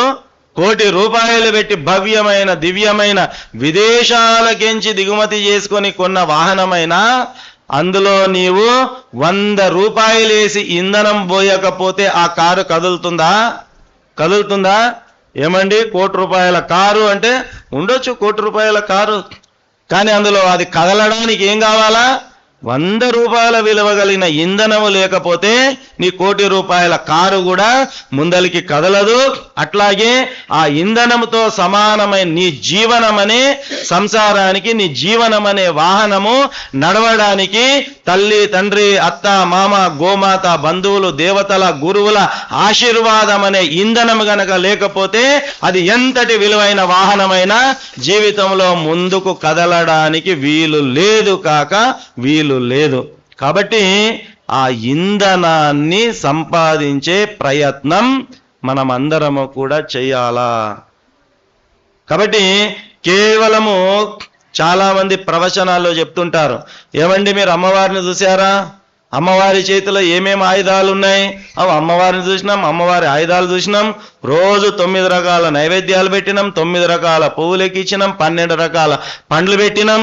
కానీ తల్లిని అడగలేదు, తండ్రిని అడగలేదు, అత్తను అడగలేదు, మామను అడగలేదు, కట్టుకున్న భార్యను సరిగా చూసుకోలేదు, తోబుట్టువులను, ఇంటి ఆడపడుచులను సరిగా చూసుకోలేకపోతేమి, స్నేహితులపైన గౌరవం లేకపాయే, బంధువులంటే ఆదరం లేకపాయే. ఒకప్పుడు బంధువులు ఇంటికి వస్తే మన చిన్నతనంలో మనకు కూడా బాగా గుర్తుంటుంది. ఏం చేసేటటువంటి వాళ్ళము? వాళ్ళు లేదు మేము వెళతాం అంటే 2 దాచిపెట్టేటటువంటి వాళ్ళు. ఒకటి, వాళ్ళు వేసుకోబోయే చెప్పులు దాపెట్టేటటువంటి వాళ్ళు ఊరు నుంచి వచ్చినప్పుడు తీసుకొచ్చిన బస్తాలు దాపెట్టేటటువంటి వాళ్ళు. ఎందుకొరకంటే బంధువులు ఇంకా 4 రోజులు నా ఇంట్లో ఉండాలనేటటువంటి ఆ ఆతృత, ఆ తపన, ఆ నిర్మలత్వం ఏదైతే ఉందో అది అప్పుడు ఉండేది. బస్తాలు చెప్పులు దాపెట్టే వాళ్ళం, వాళ్ళను పోనిచ్చే వాళ్ళం కాదు. వెళ్తాం అంటే కూడా అడ్డపడే వాళ్ళం, పొర్లుగా దొర్లేటటువంటి వాళ్ళం, పోనిచ్చే వాళ్ళం కాదు.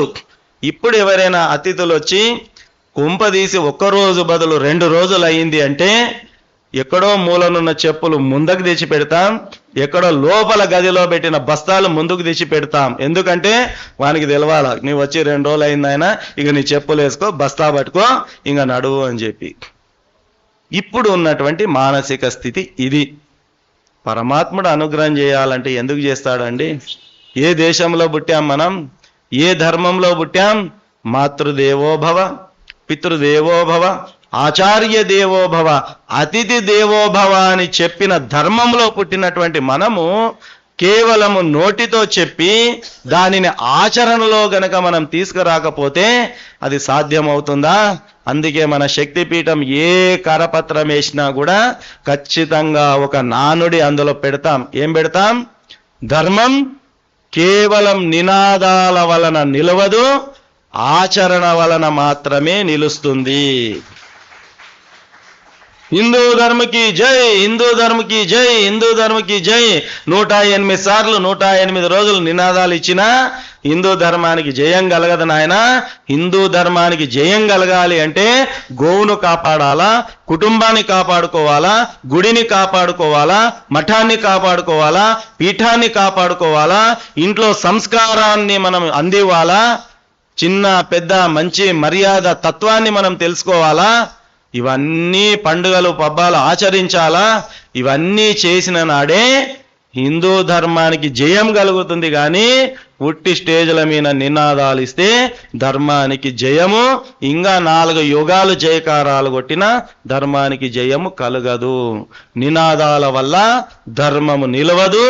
కేవలము కేవలము కేవలము కేవలము కేవలము ఆచరణ వలన మాత్రమే ధర్మం నిలుస్తుంది. ఆచరణ వల్ల మాత్రమే ధర్మం నిలుస్తుంది. నేను బొట్టు పెట్టుకోకుండా ఇంట్లో నా కొడుకుకో కూతురుకో ఏమే ఈరోజు బొట్టు పెట్టుకోలేదంటే ముందు నీ ముఖం చూసుకో అనేటటువంటి జనరేషన్ వచ్చింది ఇప్పుడు. అవునా? వాళ్ళు ఏం చెప్తారు, ఎందుకురా బొట్టు పెట్టుకోలేదంటే ముందు నువ్వు పెట్టుకున్నానా, నేను పెట్టుకుంటా అంటాడు. వాడు అంటాడా అన్నాడా? అంటాడు. కాబట్టి వానికి బొట్టు పెట్టుకో అని చెప్పాలంటే ముందు మనం పెట్టుకోవాలా, ముందు మనం పెట్టుకోవాలా. అందరికీ తెలిసిందే కథ, మళ్ళీ పునరావృతి చేస్తున్నాను. రామకృష్ణ పరమహంస గారి దగ్గరికి ఒక తల్లి తన చిన్న కుమారుని తీసుకొని వెళ్ళిందట. తీసుకొని వెళ్ళింది, ఏం చెప్పింది, గురువు గారు నా కొడుకు రోజు చక్కెర చాలా తింటాడు, వీన్ని మీరు చెప్తే వింటాడు, వాడు చక్కెర తినవద్దు అని చెప్పండి అని కోరింది ఆ తల్లి. వెళ్ళి ఏమని కోరిందండి? చక్కెర తినవద్దు అని చెప్పండి, ఇంతే, మీరేమొద్దు. రామకృష్ణ పరమహంస గారు చేశారు, ఏం చేశారు, అమ్మ రేపు రా అని చెప్పారు. ఆమె మనసులో సరేలే అని చెప్పి పోయింది. మరుసటి రోజు వచ్చింది, గురువు గారు చెప్పండి చక్కెర తినవద్దని. మళ్ళీ ఏం చెప్పాడు, ఆహా కల్లావు, మళ్ళీ రేపు రా. మంచిది. మళ్ళీ రేపు వచ్చింది, మళ్ళీ అడిగింది, గురువు గారు చెప్పండి, ఆహా మళ్ళీ రేపు రా. అట్లా ఓ 41 రోజులు తిప్పాడు. 41వ రోజు ఆమె ఆశ్రమానికి, ఆమె భక్తి చూడండి, శ్రద్ధ చూడండి కదా, అన్నిసార్లు తిప్పినా పోయింది. అదే గనక శక్తిపీఠం స్వామి రేపురా ఎల్లుండిరా ఆవులు ఎల్లుండిరా అంటే ఈ స్వామికి పనిలే పాట లేదని మనం అక్కడనే పోతాం కదా, అది మన భక్తి.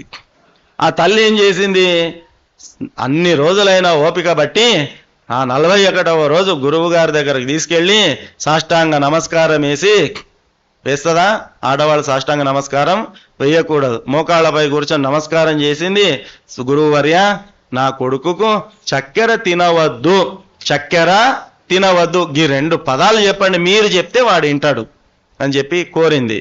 అప్పుడు రామకృష్ణ పరమహంసుల వారు ఆ పిల్లవాడిని దగ్గరగా పిలుచుకొని, అరే నాన్న చక్కెర తినవద్దురా అన్నాడు. అప్పుడు ఆ తల్లి అడిగింది, గురువర్య ఈ ముక్క చెప్పని ఇంకే ఎంత టైం పట్టింది? 2 సెకండ్లు పట్టింది. ఎంత? ఈ 2 సెకండ్లు చెప్పడానికి 41 రోజులు తిప్పినవా నన్ని అంటే ఆ రామకృష్ణ పరమహంసుల వారు చెప్పారు, అమ్మా చెప్పడానికి 2 సెకండ్లు పట్టింది, కానీ ఆ చక్కెర తినవద్దు అని చెప్పడానికి ముందు నేను చక్కెర తినేది మానివేయాలి, కాబట్టి ఆ మానివేయడానికి 41 రోజులు పట్టింది. అందుకే నేను తిప్పాను. నేను చక్కెర తినే అలవాటు నాకు కూడా ఉంది, కాబట్టి నేను తినకుండా మానివేసి కంట్రోల్ చేసిన నాడే నేను వాడికి చెప్పే అర్హత నాకు వస్తుంది. ఆ అర్హత నాకు లేనందుకే ఆ అర్హతను నేను సంపాదించుకోవడానికి 41 రోజులు తిప్పానమ్మా. చెప్పడానికి 2 సెకండ్లు పట్టింది, కానీ దాన్ని ఆచరణలోకి తీసుకురావడానికి 41 రోజుల కాలం పట్టింది నాకు. అందుకే తిప్పానమ్మా, ఏమనుకోవద్దు అన్నారు రామకృష్ణ పరమహంసుల వారు. కాబట్టి చెప్పడం సులువు, చాలా సులువు. ఈరోజు రేపట్లో అంతకన్నా సులువైంది ఏమున్నది? ఉచిత సలహాలు. బ్రహ్మాండమైన సలహాలు ఇస్తారు కదా. స్వామి పూలదండ ఇట్లుంటే బాగుంటుంది, స్వామి ఈ ఫ్లెక్సీ ఇట్లుంటే బాగుంటుంది, స్వామి ఆ బోర్డు అట్లుంటే బాగుంటుంది. ఈ పూలదండకు 100 రూపాయలు ఖర్చు అవుతుంది. వీళ్ళు ఎట్లా చేస్తున్నారు ఏంది? 1 రూపాయి అయినా ఇస్తామని ఆలోచిస్తారు ఎవరైనా? కానీ వాడేం చేశాడు, స్వామి ఇవి ఎర్రగున్నాయి, ఇవి బాగాలేదు, ఎల్లో కలర్ అయితే బాగుండేనో సలహా ఇచ్చిపోతాడు కదా. అంటే ఉచిత సలహాలు ఇవ్వడానికి వీఆర్ ఆల్వేస్ రెడీ. సలహాలు చాలా మంది ఇస్తారు, ఆచరణలో పని చేసేటటువంటి వాళ్ళు కావాలా, సేవ చేసేటటువంటి వాళ్ళు కావాలా. కాబట్టి ఆ రకంగా మనము ఇంట్లో నువ్వు అది చేయి ఇది చేయి అని చెప్తే వినరు. మనం ఇంట్లో కూర్చొని ఎంచక్క సీరియల్ పెట్టుకొని కదా, దుర్గా గారి సీరియల్ పెట్టుకొని ఆ సీరియల్ చూసుకుంటా పక్కల కొడుకో బిడ్డను హోంవర్క్ చేసుకునేటప్పుడు వాళ్ళు కూడా సీరియల్ చూస్తుంటే సీరియల్ చూడొద్దు హోంవర్క్ చేసుకో అంటే నీవు సీరియల్ చూసుకుంటా వాళ్ళని హోంవర్క్ చేసుకుంటే చేసుకుంటారా? చేసుకోరు. వాళ్ళు హోంవర్క్ చేసుకోవాలంటే ఏం చేయాలా? నీవు బంద్ చేయాలా టీవీ. నీవు టీవీ బంద్ చేసి అప్పుడు చూడొద్దంటే వాళ్ళు చూడరు. కాబట్టి మన పిల్లలకు మనం చెప్పాలి అంటే ముందు ఏం చేయాలా? మనము ఆచరించాలా. ఇక్కడ కూర్చొని గంట ప్రవచనం చెప్పడము సులువైనటువంటి విషయం కాదు. కానీ ఈరోజు రేపు యూట్యూబ్లో చాలా మంది చాలా చెప్పుకుంటూ వస్తున్నారులేండి, అది వేరే విషయము. కానీ ఒక్క మాట చెప్పడానికి దాని వెనక కఠోర సాధన ఉండాలా, కఠోర నియంత్రణ ఉండాలా, కఠోర ఆచరణ ఉండాలా. నోటికి నరము లేని నాలుక కదా అని చెప్పి ఏది పడితే అది ఉచిత సలహాలు ఇవ్వడానికి వీలు లేదు. మనము స్వయంగా ఆచరించాలా. కాబట్టి ఆచరణ ద్వారా ధర్మం నిలబడుతుంది అనేటటువంటిది మనము గుర్తుపెట్టుకుంటూ ఆ రకంగా ఇవన్నీ ఆచరించి అఖండ దీపం వెలిగిస్తే అప్పుడు అమ్మవారు మనల్ని అనుగ్రహిస్తుంది. నేను పెళ్లి చేసుకొచ్చి 16 సంవత్సరాలు అయ్యింది. 16 సంవత్సరాల నుంచి అఖండ దీపం వెలిగిస్తున్నా. 16 సంవత్సరాల్లో టిన్నుల కొద్ది నెయ్యి అయిపోయింది.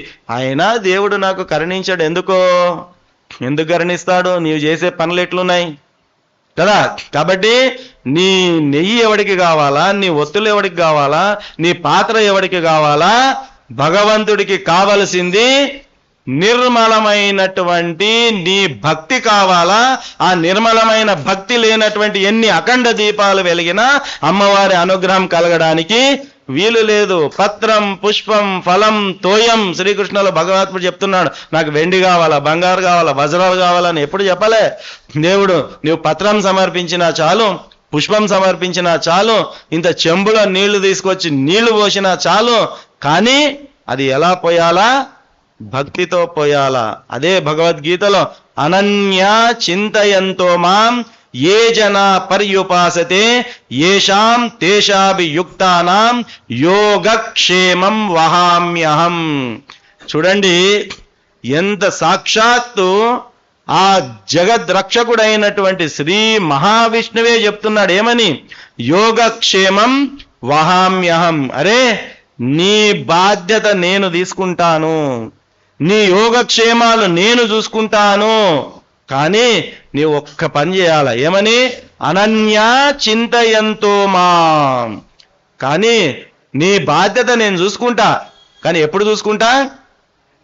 అన్య చింతలు లేకుండగా, ఇంకొక ఆలోచన లేకుండగా శరణాగతి చొచ్చి అన్యథా శరణం నాస్తి త్వమేవ శరణం మమ అనే భావనతో నీవు నన్ను శరణు చొచ్చితే నీ ప్రాబ్లమ్స్ అన్నీ నేను చూసుకుంటా అని శ్రీకృష్ణ పరమాత్ముడు స్వయంగా ఇంత స్పష్టంగా చెప్పాడండి.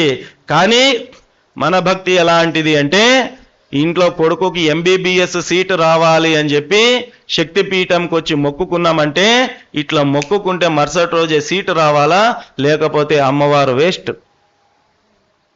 కూతురు పెళ్లి పెట్టుకున్నాం, మంచి అమెరికా సంబంధం దొరకాలా, అమ్మ నా కొడుకుకు అమెరికా సంబంధం కావాలా అని వచ్చి మొక్కుకున్న వెంబడే ఈ శుక్రవారం మొక్కుతే నెక్స్ట్ శుక్రవారమే సంబంధం ఖాయం కావాలా, లేకుంటే అమ్మవారు వేస్ట్. No power. పవర్ లేదు. ఎప్పుడు పవర్ వచ్చినట్టు? ఎప్పుడు వచ్చినట్టు? మన అనుకున్నది అనుకున్నంత వేగంగా అయితే పవర్ ఉన్నట్టు. సో అప్పుడు ఏం చేస్తాము? ఈడ పవర్ లేదు. నెక్స్ట్ ఎవరో చెప్తారు, అక్కడ ఉంది ఆ గుళ్ళో ఆ లక్ష్మీదేవి పవర్ఫుల్, ఈ లక్ష్మీదేవి కాదని చెప్తే వీడు ఏం చేస్తాడు? ఇది విడిచిపెడతాడు, ఆ లక్ష్మీదేవి దగ్గరకు పోతాడు. ఆడ కూడా కోరుకుంటాడు. ఏమని? నా కొడుకు కోడలు పెళ్ళై 3 సంవత్సరాలు అయింది, సంతానం లేదు, సంతానం కావాలా అని మొక్కుకుంటారు. ఆడబోయి 3 ఏండ్లు అయింది, 4 ఏండ్లు కూడా అయింది పెళ్ళయి, సంతానం అయ్యలేదు. అప్పుడేమైంది? ఈ లక్ష్మీదేవి కూడా వేస్ట్, నో పవర్ఫుల్. మళ్ళీ ఎవరో చెప్పారు. ఏం చెప్పారు? ఈడ మూలకు ఒక హనుమాన్ దేవుని గుడి ఉంటుంది, పవర్ఫుల్ హనుమాన్ దేవుడు, నీవు ఆడ పోయినావంటే నీ పని అయిపోతుంది పో అని చెప్తారు. మళ్ళీ ఆడికి పోతారు. అక్కడికి పోయి నా కొడుకు అమెరికాలో ఉద్యోగంలో ఉన్నాడు, ట్రంప్ పీకేస్తా అంటున్నాడు. ఎవరినైనా పీకేయని, నా కొడుకును మాత్రం పీకేయరాదు అని చెప్పి పోయి మొక్కుకుంటారు ఆడ. ఎవరినైనా పీకేయని కాక, ఎందుకంటే మనం గొప్ప హృదయం కలిగిన వాళ్ళం కాబట్టి ఒకరి ఇబ్బంది మనం కోరుకోం కాబట్టి ఎవరి కొడుకు ఉద్యోగమన పోని, నా కొడుకు ఉద్యోగం మాత్రం పోరాదు. ట్రంప్ నా కొడుకును పీకేయరాదు ఉద్యోగంలో నుంచి. వేడుకున్నాం మరుసటి రోజే ట్రంప్ నెత్తి ఖరాబ్ ముందే వాడు పీకేసిండు. అప్పుడేమైంది? నో యూస్, హనుమంత్ దేవుడు ఆల్సో వేస్ట్, నో పవర్. మళ్ళా ఇంకోరు అక్కడ ఎవరో తగులుతాడు. వాడేం చెప్తాడు? ఆడ ఒక ఈశ్వరుని గుడి ఉంది, ఆడొక మర్రి చెట్టు ఉంటుంది, మర్రి చెట్టు కింద ఈశ్వరుడు ఉంటాడు, నీవాడపోయి మొక్కుకో నీ పని అయిపోతుంది అంటాడు. వీడి జీవితం మొత్తము కూడా చక్కర్లు కొడతాడు కానీ వీని జీవితంలో ఒక్క సంకల్పం నెరవేరదు. ఎందుకొరకంటే ఆ సంకల్పం నెరవేర్చేటటువంటి యోగ్యతను నీ వైపు చూస్తే నీలో ఆ యోగ్యత భగవంతునికి కనిపించలేదు. ఎందుకు నెరవేరుస్తాడు? లేరు. ఎడికే గారు ఉన్నారు, ఎవరో సరే పెద్ద మనిషి. ఇప్పుడు వివాహమై పిల్లలు ఉన్నవాళ్ళు ఉదాహరణ చెప్తా తొందరగా అర్థం కావడానికి. ఒక 12 సంవత్సరాల అబ్బాయి ఉన్నాడు, వారికి దంపతులకు 12 సంవత్సరాలు ఉన్నాయి వానికి. వాడొచ్చి నాన్న నాకు కార్ తాళమి అని అడుగుతాడు. వాడు 12 సంవత్సరాల పిల్లవాడు కార్ తాళమి అని అడిగినప్పుడు అప్పుడు తండ్రి ఇస్తాడా? ఇవ్వడు. తల్లి ఇస్తుందా? ఇవ్వదు. అంటే కొడుకు మీద ప్రేమ లేదా? లేదు. వాళ్ళిద్దరు భార్యాభర్తలు బతుకుతున్నదే ఆ 12 ఏండ్ల బుడ్డోడు కొరకు, వీళ్ళు బతుకుతున్నదే వాని కొరకు, వీళ్ళు జీవిస్తున్నదే వాళ్ళ కొరకు, వీళ్ళ కలలన్నీ వాని జీవితం గురించే, వీళ్ళ ఆశలన్నీ వాడి మీనే. అంత ప్రేమ, అభిమానం, ఆప్యాయత, అనురాగము ఆ పిల్లవాడి మీద ఉన్నది. కానీ ఆ పిల్లవాడు ఏమడిగినాడు? ఆఫ్టర్ ఆల్ కారు తాళం అడిగినాడు. కానీ తల్లి అంత ప్రేమ పిల్లవాడి మీనున్న తాళం ఇవ్వదు. తండ్రి అంత ప్రేమ పిల్లవాడి మీనున్న ఆ తాళం ఇవ్వడు. ఎందుకు ఇవ్వడు అంటే వాళ్ళకు తెలుసు ఈ 12 ఏళ్ల కుర్రవాడు ఈ కారును డీల్ చేయలేడు, ఈ కారును నడపలేడు, ఈ కారును నడిపేటటువంటి యోగ్యత కానీ స్తోమత కానీ అర్హత కానీ వీడి లోపల లేదు అనే విషయం వాళ్ళకు తెలుసు. కాబట్టి ఎంత ప్రీతిపాత్రమైనటువంటి కొడుకైనా కారు తాళం ఇవ్వరు. అదే వాడు ఒక 25 సంవత్సరాలు అయింది, అదే పిల్లవాడు అదే తల్లిదండ్రికి వచ్చి కారు తాళం అడిగినారనుకోండి, ఇస్తారా? ఇవ్వరా? ఇస్తారు. ఎందుకు? మెచ్యూర్డ్ అయినాడు, లీగల్ ఏజ్ వచ్చేసింది, కారు నేర్చుకున్నాడు, మంచిగా కారు నడుపుతున్నాడు, కండ్లతో చూశారు కారు నడిపేది. కాబట్టి అప్పుడు వాడు వచ్చి అమ్మ తాళం కావాలా, నాన్న తాళం కావాలంటే రే అక్కడ గూటం కుందిరా తాళం తీసుకోపో అని చెప్తాడు. అదే తల్లి అదే తండ్రి 12 ఏళ్ల వయస్సు ఉన్నప్పుడు అదే తల్లి తండ్రి వానికి తాళం ఎందుకు ఇవ్వలేదు? 25 సంవత్సరాల ప్రాయం వచ్చినప్పుడు అదే తల్లి తండ్రి వాడికి తాళం ఎందుకు ఇచ్చారు అంటే అప్పుడు వాడి లోపల ఆ అర్హత ఆ స్తోమత లేదు కాబట్టి ఇవ్వలేదు. ఇప్పుడు వాడి లోపల అర్హత ఆ స్తోమత వచ్చాయి కాబట్టి ఇచ్చారు.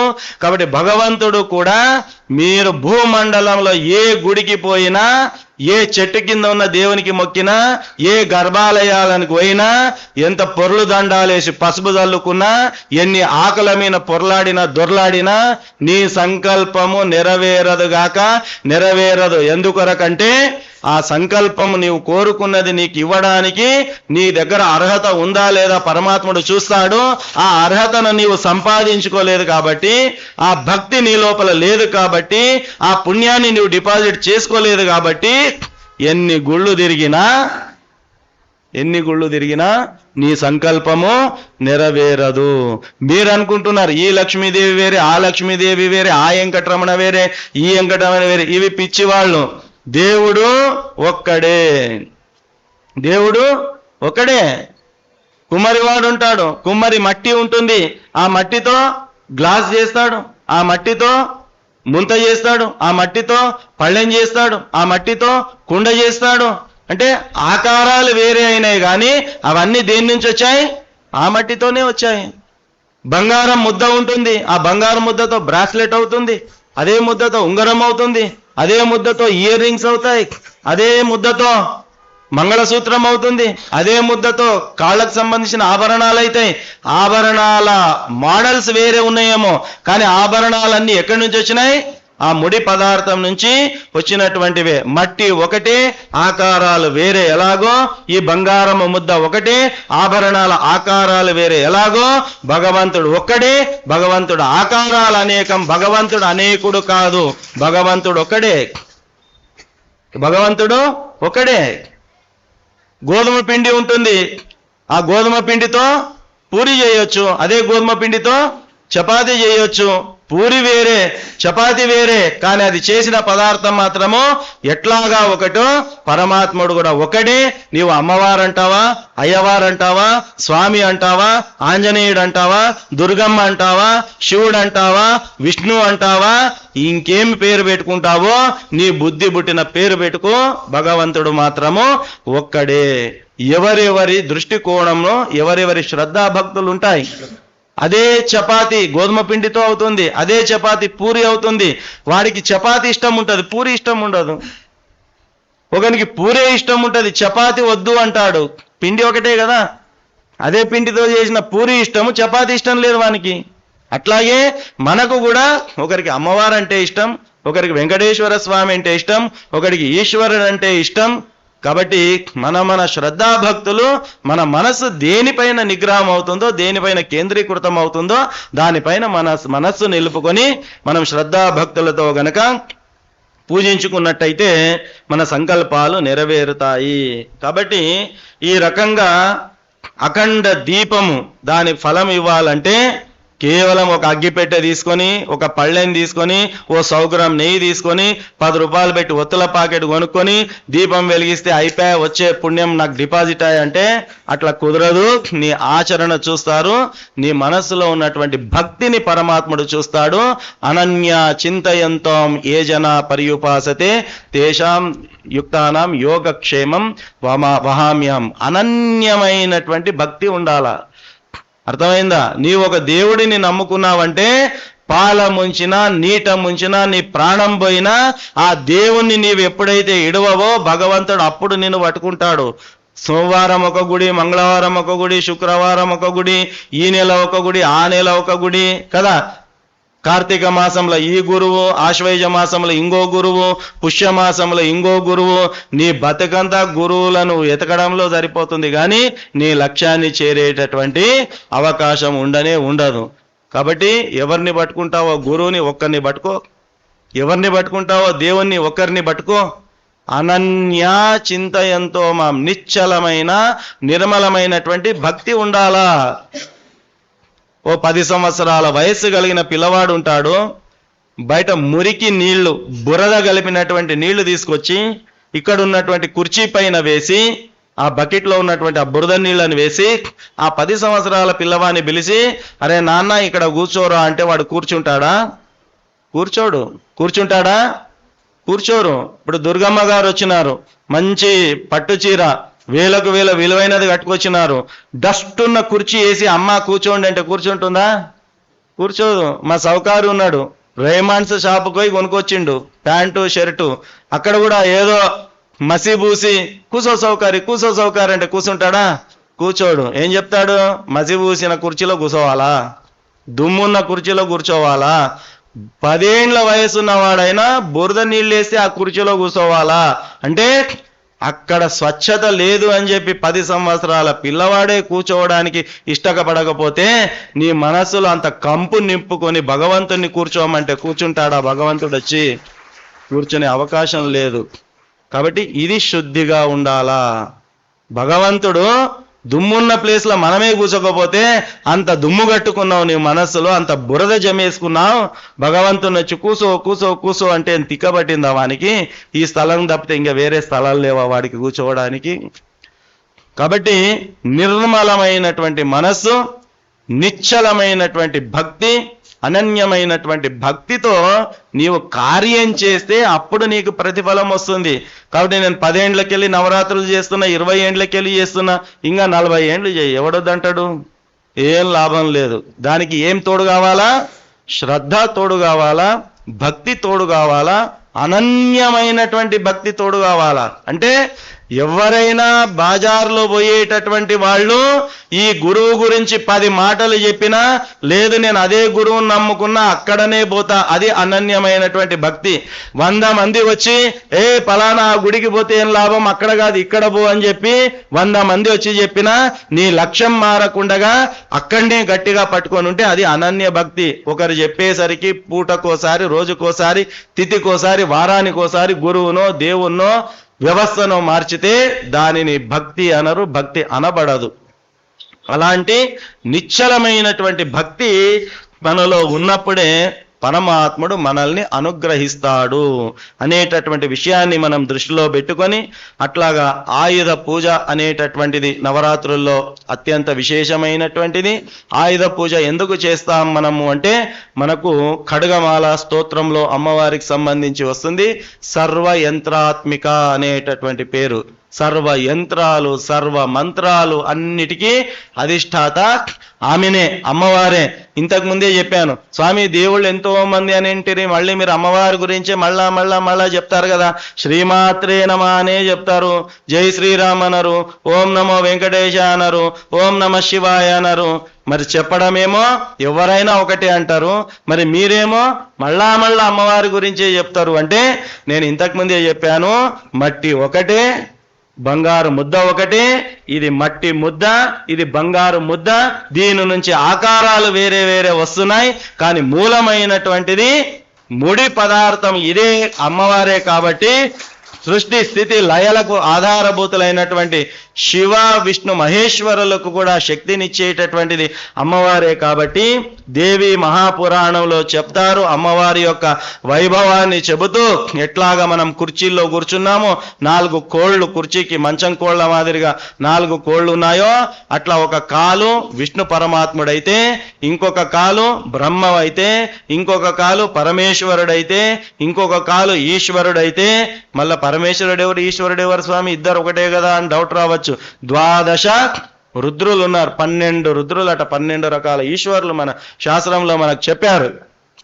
కాబట్టి ఆ రకంగా వాళ్ళు 4 ఆమె కూర్చునే సింహాసనానికి కాళ్ళైతే, ఆ యొక్క పరమేశ్వరుణ్ణి పరుపుగా చేసుకొని అమ్మవారు ఆ సింహాసనమైన కూర్చొని ఒక కాలుని ఇలా మడిచి ఒక కాలును నేల విడిస్తే, అమ్మవారు నేల విడిచినటువంటి కాలు యొక్క బొటనవేలు ఏదైతే ఉంటుందో, ఆ బొటనవేలు కింద ఉన్నటువంటి దుమ్ము ఏదైతే ఉంటుందో, ధూళి ఏదైతే ఉంటుందో, ఆ ధూళిలో ధూళి కణాలు ఏవైతే ఉంటాయో, ఆ కణాలలో ఒక్క కణమును గనక తీసుకుంటే, ఆ ఒక్క కణాన్ని గనక 1000వ భాగము చేస్తే, ఆ 1000వ భాగము ధూళి కణములో ఉన్న శక్తితో బ్రహ్మ విష్ణు మహేశ్వరులు సృష్టి స్థితి లయలు చేస్తారు అని చెప్పి దేవి భాగవతంలో ఉన్నది.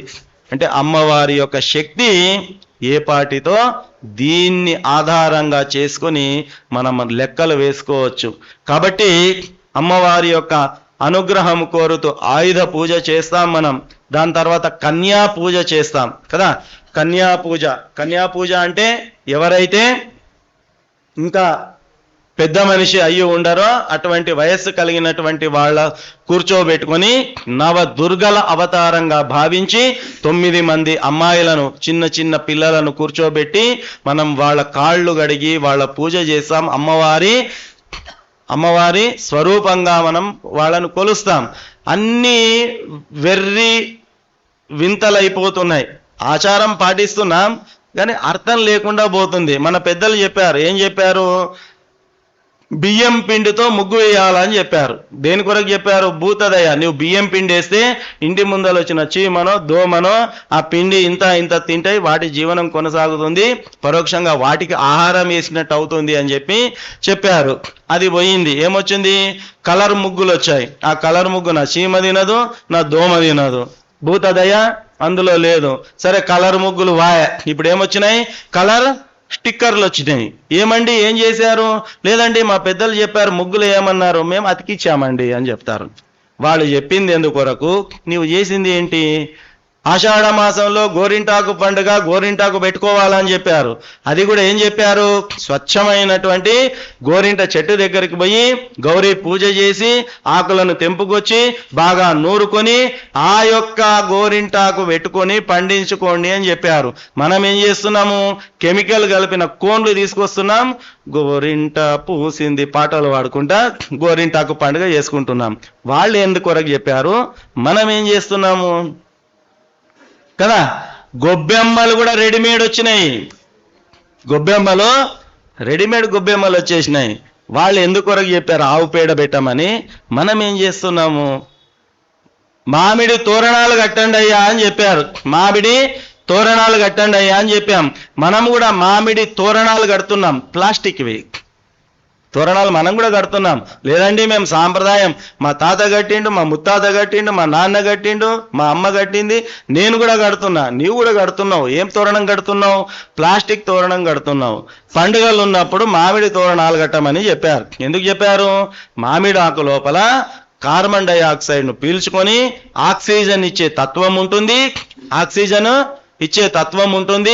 ఆ మామిడాకును త్రుంచిన తర్వాత కూడా కొన్ని గంటలు, కొన్ని రోజుల వరకు అందులో జీవం ఉంటుంది. పండుగలు ఉన్నప్పుడు జనాలు, చుట్టాలు, బంధువులు అందరూ కూడా వస్తారు. జనాభా ఎక్కువ అవుతుంది, ఇంటి స్థలం తక్కువ అవుతుంది, గాలి తక్కువ అవుతుంది, వ్యక్తులు ఎక్కువ అవుతారు, ఊపిరి పీల్చుకోవడానికి సరిపడా వాతావరణం ఉండదు, ఇబ్బంది కలగకూడదు అని చెప్పి అన్ని వైపుల మామిడి తోరణాలు కట్టమన్నారు. అట్లీస్ట్ అది ఆక్సిజన్ ప్రొడ్యూస్ చేస్తే కొంతలో కొంతనైనా అది ఉపకరిస్తుంది అని చెప్పారు. నువ్వు ప్లాస్టిక్ తోరణం కడితే అదేం గాలి ఇస్తుంది? నీవేం గాలి పీల్చుకుంటావు? ఉందా? అవకాశం ఉందా? లేదు. పండుగలు వస్తే పసుపు రాయమని చెప్పారు. కాళ్లకు ఏం రాయమన్నారు? పసుపు రాయమని చెప్పారు. ఎందుకొరకు? Anti bacteria. పసుపు అనేటటువంటిది యాంటీ బ్యాక్టీరియా. అది క్రిమి కీటకాలను ఇంట్లోనికి రానివ్వదు. కానీ ఇప్పుడు పసుపు బదులు ఏమైపోయింది? పసుపు స్టిక్కర్లు వచ్చేసినాయి కదా. గోపేడ వేయమన్నారు, క్రిమి కీటకాలు రావు ఇంట్లోకని. ఇప్పుడు కూడా గోపేడతో కళ్ళాపి చల్లుతున్నాం. ఏమి? కలర్ ప్యాకెట్లు వచ్చినాయి. సేమ్ ఆవు పెండ కలర్ లాగానే ఉంటది, నీళ్లలో కలుపుతున్నాం, చల్లుతున్నాం. వాళ్ళు ఎందుకు ఏమన్నారు? మనం ఏం చేస్తున్నాం? కాబట్టి మనం ఏం చేస్తున్నాం అనే దాని వెనుక కూడా ఒక శాస్త్రీయత ఉన్నది. ఎందుకు చేయాలనే దాని వెనుక మన ధర్మంలో ఒక సైంటిఫిక్ రీజన్ ఉన్నది. కాబట్టి ఆ యొక్క కారణాలను బేరీజ్ చేసుకొని మనం అలాంటి కన్యా పూజ చేసి వాళ్లకు ఫలహారాలు, వస్త్రాలు అవన్నీ ఇచ్చి అమ్మవారిగా కొలవాల. ఇప్పుడు కూడా కన్యా పూజలు చేస్తారు. కన్యా పూజలు చేసి చాక్లెట్లు, బిస్కెట్లు, 5 స్టార్లు, ఇంకేమేమి ఉంటాయి కదా, అవి తీసుకొచ్చి ఇస్తున్నారు. అంటే నువ్వు కొలిచేదేమో నవదుర్గలు అని కొలుస్తున్నావు. యా నవదుర్గని 5 స్టార్ తిన్నది పురాణంలా? ఏ నవదుర్గని బ్రిటానియా బిస్కెట్ తిన్నది? ఏ నవదుర్గని ప్లాస్టిక్ ఆట సామాన్లతో ఆడుకున్నది? పూజించడమేమో నవదుర్గ, ఇచ్చేదేమో ఏమిస్తున్నామో మనకు తెలియదు. కాబట్టి అంటే అది ఎందుకు చేయాలి, దాని వెనుక కారణం ఏంటి అనేది తెలుసుకోక ఏదో మొక్కుబడిగా మనం చేసుకుంటూ వెళుతున్నాం. అది కాదు మన ధర్మం చెప్పింది. అట్లాగా కన్యా పూజ చేయాల. ఎందుకు చేయాలంటే ఆ చిన్న వయస్సు నుంచే ఆ యొక్క పిల్లలు తల్లి భావనతో చూసేటటువంటి తత్వం మనలో పెరగాలనేటటువంటి భావనతో మన సనాతన ధర్మము గొప్పనైనటువంటి సంస్కృతి మనకు అలవాటు చేసింది. కానీ ఈరోజు మనం ఎలాంటి ప్రపంచంలో ఉన్నాము అంటే మనం అందరము చూస్తున్నాం. 3 ఏళ్ల బాలిక పైన అత్యాచారము, 80 ఏళ్ల వృద్ధురాలి పైన అత్యాచారము, భర్త గొంతు పిసికి చంపిన భార్య మెత్తతోన చంపిన భర్త. ఈ న్యూజులు రోజు 10 ఉంటాయా? వార్తాపత్రికలో ఉంటాయా? లేకుంటే వాళ్ళ టీఆర్పీ వేరు కాదు. ఇవి కనుక లేకుంటే ఇవే న్యూజులు చూస్తున్నాం. అంటే ఎటు పోతుంది సమాజం? ఎటువైపు పోతుంది? ఏ దేశంలో పుట్టాం, ఏ ధర్మంలో పుట్టాం, ఎలాంటి సంస్కారంలో మనం పుట్టాం, కానీ ఏం జరుగుతుంది? ఆ రకంగా ఏదో తప్పుడు పని చేసేటటువంటి వాడు ఏదో ఒక కన్నదల్లి బిడ్డనే కదా. ఆ పని చేసేటప్పుడు నాకు కూడా, నా ఇంట్లో కూడా అక్కా చెల్లెళ్ళు ఉన్నారనే భావన, సోయి గనక వాడికి ఉంటే అలాంటి తప్పుడు పని వాడు చేస్తాడా? లేదు. ఎందుకొరకు అంటే ఆ సంస్కారం మనం ఇళ్లలో మనం ఇవ్వలేకపోతున్నాం. ఎన్నో సందర్భాల్లో చెప్తాను, సంస్కారం దొరకాలి అంటే 3 స్థలాల్లో, ఎక్కడ? ఒడి, బడి, గుడి, ఈ 3 దగ్గరనే సంస్కారం దొరకాలా. అమ్మ ఒడిలో దొరకాలా. అమ్మ ఒడిలో సంస్కారం దొరకకపోతే చదువుకునే బడిలో దొరకాలా. చదువుకునే బడిలో కూడా దొరకకపోతే ఇలాంటి గుడుల్లో దొరకాలా. ఈ 3 దగ్గర సంస్కారం దొరకలేదంటే ఈ భూమండలం పైన నీకు సంస్కారం ఎక్కడా దొరకదు. తల్లి ఒడిలో సంస్కారం నేర్చుకుందామా అంటే జో అచ్యుతానంద జో జో ముకుంద లాలి పరమానంద రామ గోవింద జో జో. అవ్వ, అమ్మ ఈ పాట పాడి తొట్లలు ఊగేటటువంటి వాళ్ళు. ఇప్పటికింకా నా వయస్సు ఇంకా 16. నువ్వు పాడే పాటకు వానికి ఊపే ఊపుకు ఏమైనా సంబంధం ఉన్నదా? అవ్వ ఏ పాట పాడింది, అమ్మ ఏ పాట పాడింది, ఎందుకు పాడింది అంటే అంత్యకాలములో భగవన్నామ స్మరణ చేస్తే మోక్షం వస్తుంది. అంత్యకాలంలో ఆ భగవన్నామ స్మరణ చేయాలి అంటే చచ్చిపోయేటప్పుడు రామ రామ నోటికి రాదు, అది అభ్యాసం కావాల, ప్రాక్టీస్ కావాలని చిన్నప్పటి నుంచి ఏ సందర్భమున్నా భగవన్నామాన్ని స్మరణ చేసుకుంటే నీ కార్యాలు చెయ్యి అని చెప్పారు. కాబట్టి పిల్లవాడిని ఆడిస్తుంటే కూడా వాణ్ణి బాలకృష్ణుడిగా భావించి భగవన్నామ కీర్తనలతో ఊయలూపేటటువంటి వాళ్ళు ఇప్పుడు మనం ఎలా ఊయలూపుతున్నాం? అప్పుడు జో అచ్యుతానంద జో జో ముకుంద అనుకుంటూ ఊయలూపినారు. కాబట్టి బాజారులో ఒక ఆడది కష్టపడుతుంటే వాడు ఆమెకు రక్షణగా నిలిచి రక్షణ కవచంగా మారేటటువంటి వాడు. ఇప్పటికింకా నా వయసు ఇంకా 16 అంటూ ఊపుకుంటున్నాం. కాబట్టి వాడి కళ్ళ తండ్రి కూడా, కన్న తల్లి కూడా వాడికి వేరే భావనలా కనిపిస్తున్నది. మన వ్యవహారంలో తేడా వచ్చింది కాబట్టి, మనం ఇచ్చే సంస్కారంలో తేడా వచ్చింది కాబట్టి సమాజంలో కూడా తేడా వచ్చింది. కాబట్టి ఇక్కడి నుంచే మనము సరిదిద్దుకున్నప్పుడే, సరిపెట్టినప్పుడే తల్లి ఒడిలో సంస్కారం దొరికే అవకాశం లేదు. బిజీ షెడ్యూల్ మొత్తం కూడా డబ్బు డబ్బు డబ్బు డబ్బు డబ్బు డబ్బు. ఒక నిమిషానికి ఇది డబ్బు డబ్బు డబ్బు అనుకునేది ఆగితే పర్వాలేదేమో కానీ డబ్బు డబ్బు డబ్బు మాత్రం ఆపే పరిస్థితిలో మనం లేము. అవునా? ఇది డబ్బు డబ్బు ఆగినా పర్లేదు, డబ్బు డబ్బు ఆగరాదు. ఇప్పుడు ఆ యొక్క సోయిలో పడి ఎవరు ఎవరిని పట్టించుకోక, ఎవరు ఏం చేస్తున్నారనేటటువంటి స్పృహ మనకు లేక మనము ఇబ్బందులు పడిపోతున్నాం. ఎవరి కొరకు జీవితాంతం కష్టపడుతున్నామో వాడే చెడిపోతే, వాడి దగ్గరనే సంస్కారం లేకపోతే, రేపటి నాడు వాడే మీకు కూడు పెట్టేటటువంటి సంస్కారం మనలో కలగకపోతే నీ జీవితం మొత్తం కష్టపడి వాడిని పెంచి పోషించి ఏం లాభం? నీ జీవితం మొత్తం వృథా అయిపోయింది. నీవు పెంచిన తీరు వల్ల నీ కొడుకు, నీ బిడ్డ వల్ల సమాజంలో ఇతరుల జీవితాలు కూడా నాశనం అయిపోతున్నాయి. కాబట్టి తల్లి ఒడిలో సంస్కారం అందాలా, లేకపోతే బడిలో అందాల. బడిలో ఎక్కడ పోయినా కూడా ఇప్పుడు ఏముంది? మార్కులు, ర్యాంకులు, టాప్ ర్యాంకులు, శ్రేణులు.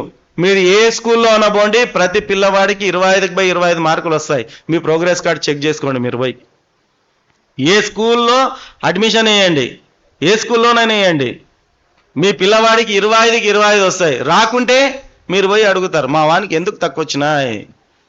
25 వచ్చినాయి అనుకోండి, ఊక కూర్చుంటాం. మనకు తెలుసు మనకి ఏ రాదు, బి రాదు, సి రాదు. 25 వచ్చినాయంటే ఊక కూర్చుంటాం మనం. ఎందుకంటే వీళ్ళకి 25 కావాలా, జ్ఞానంతోన పని లేదు. మార్కులు కావాలా, జ్ఞానంతోన పని లేదు.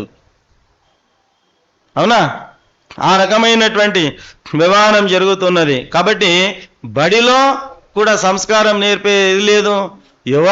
ఎవరో మంచి బుద్ధి కలిగిన ఒక పంతులు రామాయణం గురించో మహాభారతం గురించో చెబితే ఎంబడవే పోలీస్ స్టేషన్లో కేసేస్తారు. ఈడ మతతత్వం నడుస్తున్నది, మత ఛాందసవాదులు, కాషాయీకరణ జరుగుతున్నది. చదువు చెప్పమంటే రామాయణం చెప్తున్నారు, కేసేస్తాడు వాడు. లేదు, వాడేదో పక్కలున్నటువంటి వాళ్లకు, పిల్లవాడు పక్కలున్న అమ్మాయికి ఏదో గేలి చేసి ఇబ్బంది పెడుతున్నాడని చెప్పి అక్కడ ఉన్నటువంటి టీచరు ఒక దెబ్బ వేసి, అమ్మ అట్లా చేయకూడదని వాడికి ఒక దెబ్బ వేసినారనుకోండి, ఎంబడే మహిళా సంఘాలు వస్తాయి, మానవ హక్కుల సంఘాలు వస్తాయి, కుల సంఘాలు వస్తాయి, అందరు వస్తారు. ఏమని? మా పిల్లవాడిని ఎట్లా కొడుతీవి? నా కొడుకుని నేనే కొట్టాను, నా బిడ్డను నేనే కొట్టాను, నీవెట్లా కొట్టినవు? వాని మీద పోలీస్ స్టేషన్లో కేసు అయిపోతుంది. కాబట్టి వీళ్ళ కొంపలు ఆరిపోతే గాక నాకు వచ్చిన కర్మ ఏముందని ఏ పంతులు కూడా చెప్పేది మానేసినాడు. ఎందుకంటే చెప్పడానికి పోతే వాని ఉనికికి ఎసరు వస్తున్నది. నేర్పే అవకాశం లేదు, తిట్టే అవకాశం లేదు, కొట్టే అవకాశం లేదు. వెనకటికి మా అమ్మలు పాఠశాలకు వచ్చి పంతులకి వీనికి వాతలు పెట్టినా పర్వాలేదు, మంచిగా పెట్టండి అని చెప్పిపోయేవాళ్ళు. అవునా? ఇప్పుడున్న వాళ్ళు మేమే కొట్టం, మా పిల్లవానికి మీరు కొట్టడానికి ఎవరు అనేటటువంటి ప్రశ్నించే స్థితి వచ్చింది. కాబట్టి బడుల్లో కూడా సంస్కారం పొందే అవకాశం లేదు. ఇక చివరిది ఏమండి? ఎక్కడ దొరకాల సంస్కారము? గుడుల్లో దొరకాల. కానీ అది కూడా దౌర్భాగ్యమైనటువంటి పరిస్థితి ఏర్పడింది. గణపతులు పెట్టుకుంటున్నాం, తాగి తందనాలు ఆడుతున్నాం. గణపతి పెట్టుకుంటున్నాం, రాను రాను బొంబాయికి రాను పాటలు పెడుతున్నాం. నీ బొంబాయికి నీవు రాకపోవడానికి ఆడ కూర్చున్న గణపతికి ఏమి సంబంధము? ఎక్లాస్పూర్ జాతరకు రా, నీకు రైకలు ఇప్పిస్తా. ఎక్లాస్పూర్ జాతరకు రా, నీకు గాజులు వేపిస్తా. నీ రైకలకు గాజులకు ఆడ కూర్చున్న గణపతికి ఏం సంబంధము? అంటే అక్కడ పెడుతున్నది ఎవరిని, పూజిస్తున్నది ఎవరిని, మనం చేస్తున్నది ఎవరిని?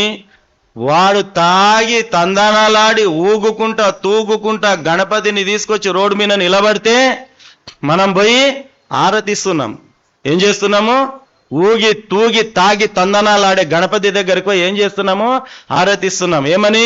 శభాషరా, వచ్చే సంవత్సరం కూడా ఇంకా ఎక్క తాగిరా అని ప్రోత్సహిస్తున్నాం. వానికి లాగి కొట్టి, అరే నువ్వు తాగి వచ్చినావు కాబట్టి నీ గణపతికి పూజించడానికి వీలు లేదు, నెక్స్ట్ టైం నువ్వు గణపతి పెట్టడానికి వీలు లేదని చెప్పి ఎవడైనా ఒకడు ధైర్యం చేసి ధర్మం కొరకు తెగించి వానికి చెప్పేటటువంటి పరిస్థితి ఉంటే వాడు వచ్చే సంవత్సరం పెట్టనన్న పెడతాడు, సావనన్న సస్తాడు. కానీ మనం ఏం చేస్తున్నాం? స్వాగతం పలుకుతున్నాం, ఆరతులు చేస్తున్నాం. వెరీ గుడ్ నాయన, నీవు సినిమా పాటలు పెడుతున్నావు, యు ఆర్ గ్రేట్. నువ్వు తాగి ఎగురులాడుతున్నావు గణపతి దగ్గర, యు ఆర్ సూపర్, అందుకో మా ఆరతులు. అమ్మవారి విగ్రహాలను పెడతాం. అమ్మవారి విగ్రహాలను పెట్టి మ్యాజిక్ షోలు, మ్యూజిక్ షోలు.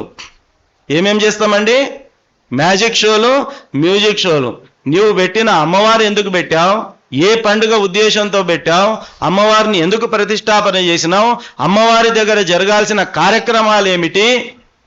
అమ్మవారికి నీ మ్యాజిక్ షోకి ఏం సంబంధం అండి? ధర్మం గురించి తెలియజెప్తున్నామా? న్యాయం గురించి తెలియజెప్తున్నామా? తల్లిదండ్రుల గురించి తెలియజెప్తున్నామా? మన ఇతిహాసాల గురించి తెలియజెప్తున్నామా? మన పురాణాల గురించి మనం తెలియజెప్తున్నామా? అసలు ఈ పండుగ ఎందుకు వచ్చింది అనేటటువంటి పండుగ యొక్క మూలాల గురించి మనం తెలియజెప్పగలుగుతున్నామా? లేదు. పెట్టిందేమో అమ్మవారిని, అమ్మవారి ఎదురుగా చేసేదేమో మ్యూజిక్ షోలు, మ్యాజిక్ షోలు, మళ్ళా దానికి స్పాన్సర్సు. ఈడ భజన చేసినా, యజ్ఞం చేసినా, యాగం చేసినా, 100 మందికి అన్నదానం జరుగుతున్నా, 100 గోమాతలకు సేవ జరుగుతున్నా, ఈడ స్పాన్సర్స్ కరువు, దొరకరు. ఎందుకు? మాకు కావాలి మ్యాజిక్ షోలు, మ్యూజిక్ షోలు, డ్యాన్స్ షోలు. నీ సంస్కారము, నీ పురాణం, రామాయణం ఏమైతే ఏమి, we want only entertainment. We want only entertainment. Music show పెట్టండి, మ్యాజిక్ షో పెట్టండి, జనాలు సరిపోతారా? సరిపోరు. ఎంత పెద్ద స్థలమైనా సరిపోరు. హరికథ చెప్పండి, హరికథ చెప్పండి. హరికథ చెప్పేటటువంటి వాడొక్కడు ఉంటాడు. ఎవడైతే పిలిచిండో, కర్మ పిలిచిండు కాబట్టి వాడొక్కడు కూర్చోవాల ముందల. వాడు వెనక అసిస్టెంట్ ఎవరైనా వస్తారు. ఇక తప్పదు, తబలా హార్మోనియం కొట్టేటోళ్ళు కావాలి కాబట్టి వాళ్ళు 2 ఉంటారు. 5 మంది కన్నా ఎక్క 6వ వాడు ఉంటే ఒట్టు హరికథ ముందల. ఇది జరుగుతున్నటువంటి వ్యవస్థ. కాబట్టి మంచి విషయాలను చెప్పేటటువంటి వాళ్లను మనము ప్రోత్సహించే పరిస్థితి లేదు. ఎందుకంటే దేనికి ఆదరణ ఎక్కువ ఉన్నదో అదే చేస్తాడు మనిషి. దేనికి ఆదరణ ఎక్కువ ఉందో అదే చేస్తాడు. నీవు హరికథ పెట్టినప్పుడు 4-5 మంది వస్తే వాడు అంత ఖర్చు పెట్టుకొని నెక్స్ట్ ఇయర్ ఆలోచిస్తాడు. ఏం ఆలోచిస్తాడు? ఇంత ఖర్చు పెట్టుకొని హరికథ పెట్టే బదులు ఏదో మంచిగా డ్యాన్స్ షో పెడితే తండిగా జనాలు వస్తారు కదా అని చెప్పి కదా. అది కాదండి. ఒక్కడొచ్చినా పర్వాలేదు, ధర్మాన్ని వదలకూడదు, ధర్మాన్ని విడనాడకూడదు, ధర్మం యొక్క వన్యను తగ్గించకూడదు. మనకు జన సమూహంతో పని లేదు. నిక్కమైన మంచి నీలం ఒక్కటి చాలు, తలుకు బెలుకు రాళ్ళు తట్టెడేలా అన్నట్టు. పనికి మానిల రాళ్ళు ఎన్ని ఉంటే ఏమి, విలువగలిగిన వజ్రం ఒక్కటి చాలురా నీ దగ్గర. ఆ విలువగలిగిన వజ్రం నీ దగ్గర ఉంటే చాలు, పనికి మాలిన రాళ్లతో పని లేదు. ఈ రోజున ఏమైపోయింది, జనసందోహం ఎక్కడుంటే అది ఫేమస్ అన్నట్ల. జనసందోహము ఎక్కడుంటే అది ఫేమస్. చేపల మార్కెట్కి పోయినరా ఎప్పుడన్నా? మాకైతే తెలియదు, పోలేదు ఎప్పుడు. చేపల మార్కెట్కి పోతే జనాలు ఎట్లుంటారు, గై గుయ్ గై గుయ్ గై గుయ్ శబ్దం, ఫుల్ దండిగా ఉంటారు కదా. డైమండ్ షాప్కి పోయినరా ఎప్పుడన్నా? వజ్రాలు దొరికే దుకాణానికి ఎంతమంది ఉంటారు? ఆ దుకాణంలో పనిచేసేది 50 మంది, ఆడ కొన్నిక పోయిన వాళ్ళు 2 3 ఉంటారు అంతే. పనిచేసేవాళ్ళు 50 మంది ఉంటారు ఆ దుకాణంలో. కొన్నిక పోయిన వాళ్ళు 2 3. అంటే ఇప్పుడు ఆ డైమండ్ పనికి మాలిందా? దానికి విలువ లేదా? ఉందా లేదా విలువ డైమండ్కు? 4 ఉన్నారు కదా మరి ఆ దుకాణంలో. వేస్ట్ దుకాణం అది కాదు. డైమండ్ విలువ డైమండ్కే, రాయి విలువ రాయికే, చేప విలువ చేపకే, కూరగాయ విలువ కూరగాయకే, భగవంతుని విలువ భగవంతునికే, గురువు విలువ గురువుకే. తెలుసుకున్న వాడికి తెలిసినంత. ఆ తెలుసుకునే స్తోమత అర్హత మన లోపల ఉండాల. అర్థమైందా? ఆ తెలుసుకునే అర్హత కానీ, స్తోమత కానీ, ఆ యోగ్యత కానీ మన లోపల ఉండాల. అది ఎప్పుడు వస్తుంది? ఇలాంటి ఆధ్యాత్మిక కార్యక్రమాల్లో మనం పాలు పంచుకోవడం వల్ల మనకు కలుగుతుంది. కాబట్టి ఇలాంటి గుడుల్లో సంస్కారం దొరకాల.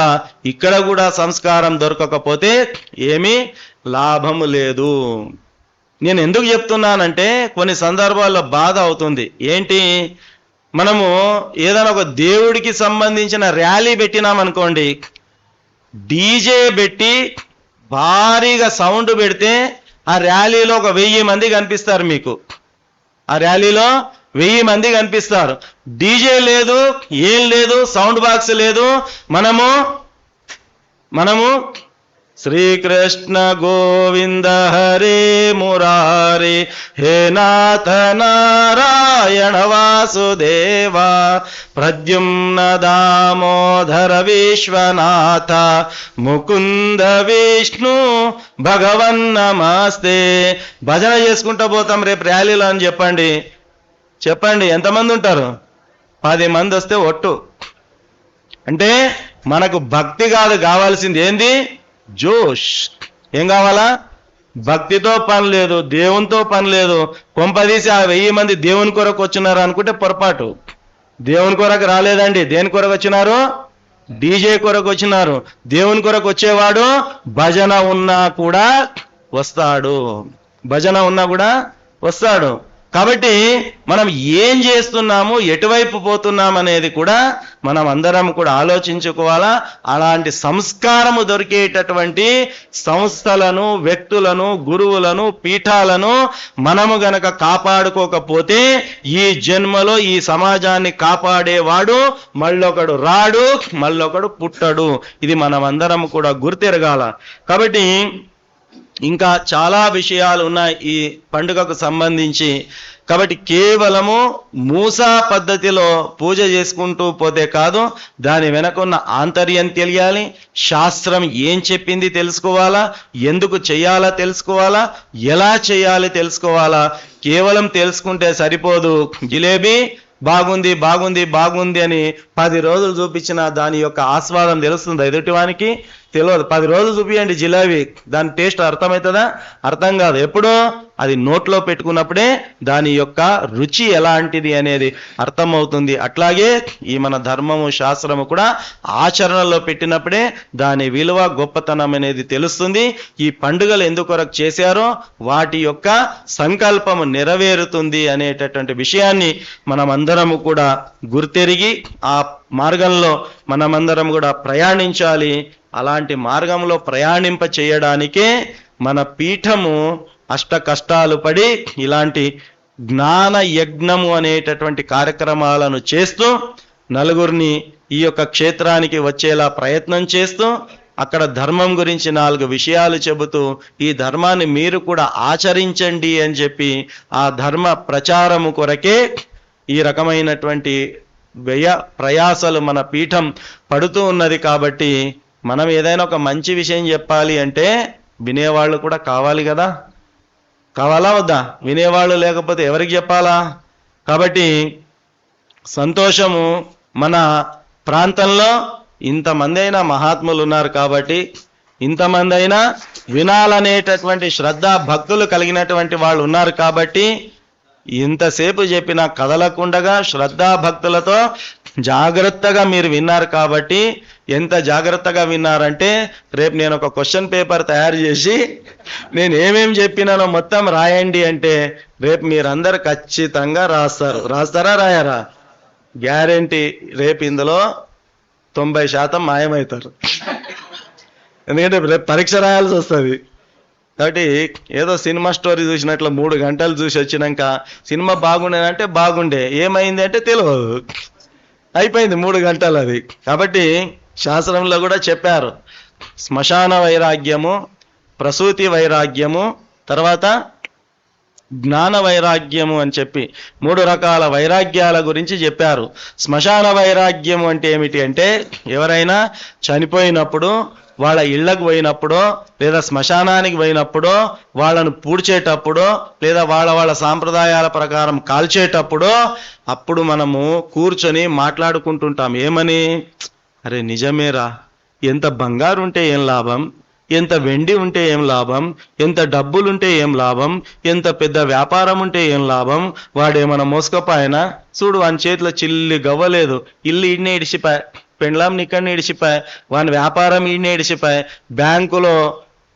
బ్యాంకులో తోసి పెట్టిన బంగారం నిల్వలు ఇక్కడనే ఇడిచిపాయ, కట్టల కొద్దీ ప్లాట్లు కొన్న డాక్యుమెంట్లు ఈయనే ఇడిచిపాయ, 3 అంతస్తుల బిల్డింగ్ ఇక్కడనే ఇడిచిపాయ, ₹1 కోటి పెట్టుకున్న కారు ఇక్కడనే ఇడిచిపాయ కదా, అన్నీ ఈయనే ఇడిచిపోయిండు. ఆఖరికి వాడి శరీరం మీద బట్టలు లేకుండా కూడా వాడిని కాలుస్తున్నారు. ఇక లాస్ట్కు గిదే కదా మిగిలేది, కాబట్టి దీని వెంబడి మనం పడరాదు అని చెప్పి అప్పుడు మనము సూత మహర్షి, శుక మహర్షి కంటే గొప్పగా ఆధ్యాత్మిక చింతన చేస్తాం అప్పుడు ఆ సమయంలో కదా. చేస్తామా చేయమా? చేసాం. అదేంత అక్కడ అంటుపెట్టినాక ఆ శ్మశానం దాటి బయటికి వచ్చినాం అనుకో, ఏమైనా వంకాయ కూర వండమని ఇంటి వండినవా లేదా అని ఎంబడే భార్యకు ఫోన్ చేస్తాం. ఇంకా స్నానం కూడా చేసి లేకుంటాడు వాడు. వాని స్నానం మీద కూడా ఓసి ఉండదు. వాని ఓసి ఏడుంటుంది? వంకాయ కూర ఉంటుంది. దీన్ని ఏమంటారు అంటే శ్మశాన వైరాగ్యము అంటారు. రెండవది ప్రసూతి వైరాగ్యం. ప్రసూతి వైరాగ్యం అంటే ఒక తల్లి నిండు కడుపుతో ఉన్నప్పుడు, డెలివరీ డేట్ దగ్గరకు వచ్చినప్పుడు, హాస్పిటల్కి తీసుకెళ్ళినప్పుడు, డెలివరీ పెయిన్స్ స్టార్ట్ అయినప్పుడు ఆ నొప్పి ఎలా ఉంటుందంట అంటే, ఒక్క తేలు కుడితే మనకి ఎంత నొప్పి అవుతుందో ఆ సమయంలో 1000 తేళ్లు కుడితే ఎంత నొప్పి అవుతుందో అంత నొప్పిని భరిస్తూ ఆ తల్లి ప్రసవ వేదన పడుతూ తన బిడ్డకు జన్మనిస్తూ ఉంటే, ఆ జన్మనిచ్చే సమయంలో ఆ తల్లి అనుకుంటుందంట, ఇది ఫస్ట్ అండ్ లాస్ట్, ఈ జన్మలో నేను మళ్ళీ కంటే ఒట్టు అనుకుంటుందట తల్లి. కానీ ఆ డెలివరీ అయిన వెంబడే ఆ బిడ్డను, ఆ కూతురు, ఆ పాప ముఖము చూసేసరికి ఆ తల్లి అంతసేపు పడ్డ తన ప్రసవ వేదన కూడా మొత్తము మర్చిపోయి, ఇక ఈ ప్రపంచంలో నాకంటే అదృష్టవంతురాలు ఎవరు లేరు, నాకంటే గొప్ప సౌఖ్యము కలిగినటువంటిది ఎవరు లేరు అని చెప్పి ఆ పిల్లవాడి లేదా ఆ కూతురి ముఖం చూసి అంత సంతోషిస్తుందట. కానీ డెలివరీ పెయిన్స్ ఉన్నప్పుడు ఏమనుకున్నది? ఇదే లాస్ట్, మళ్ళా నేను కన్నాను అనుకున్నది. కానీ తర్వాత మళ్ళీ ఒక 2 కన్నది, అది వేరే. అది ఏంది? ప్రసూతి వైరాగ్యం. ఇక చివరిది జ్ఞాన వైరాగ్యము.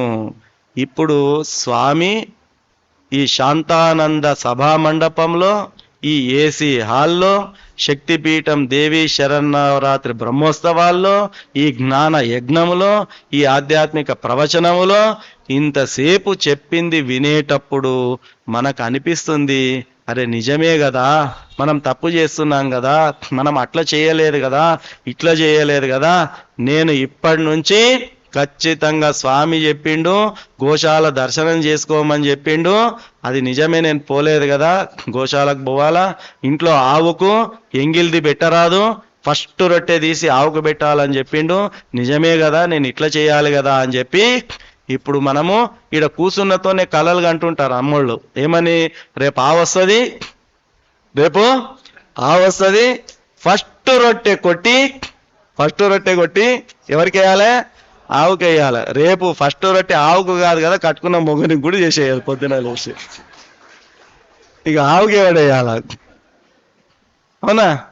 అంటే ఇక్కడ ఉన్నంతసేపు ఇట్లా అనుకుంటాము.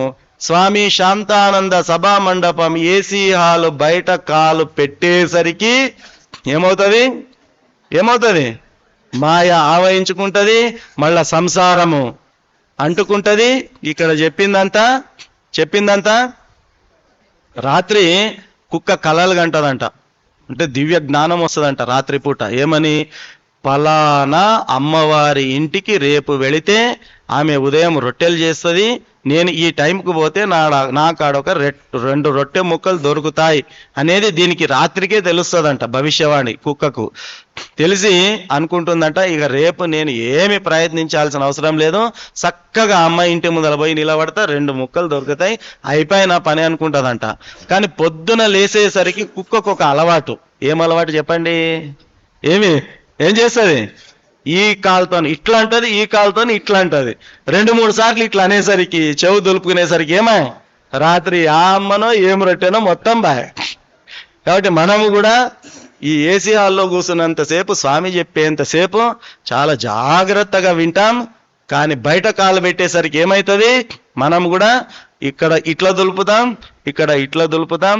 స్వామి దారి స్వామికి, మన దారి మనకి, కథ కంచికి, మనము ఇంటికి. ఇట్లా అయితే ఏమైనా లాభమా? చెప్పండి, లాభమా?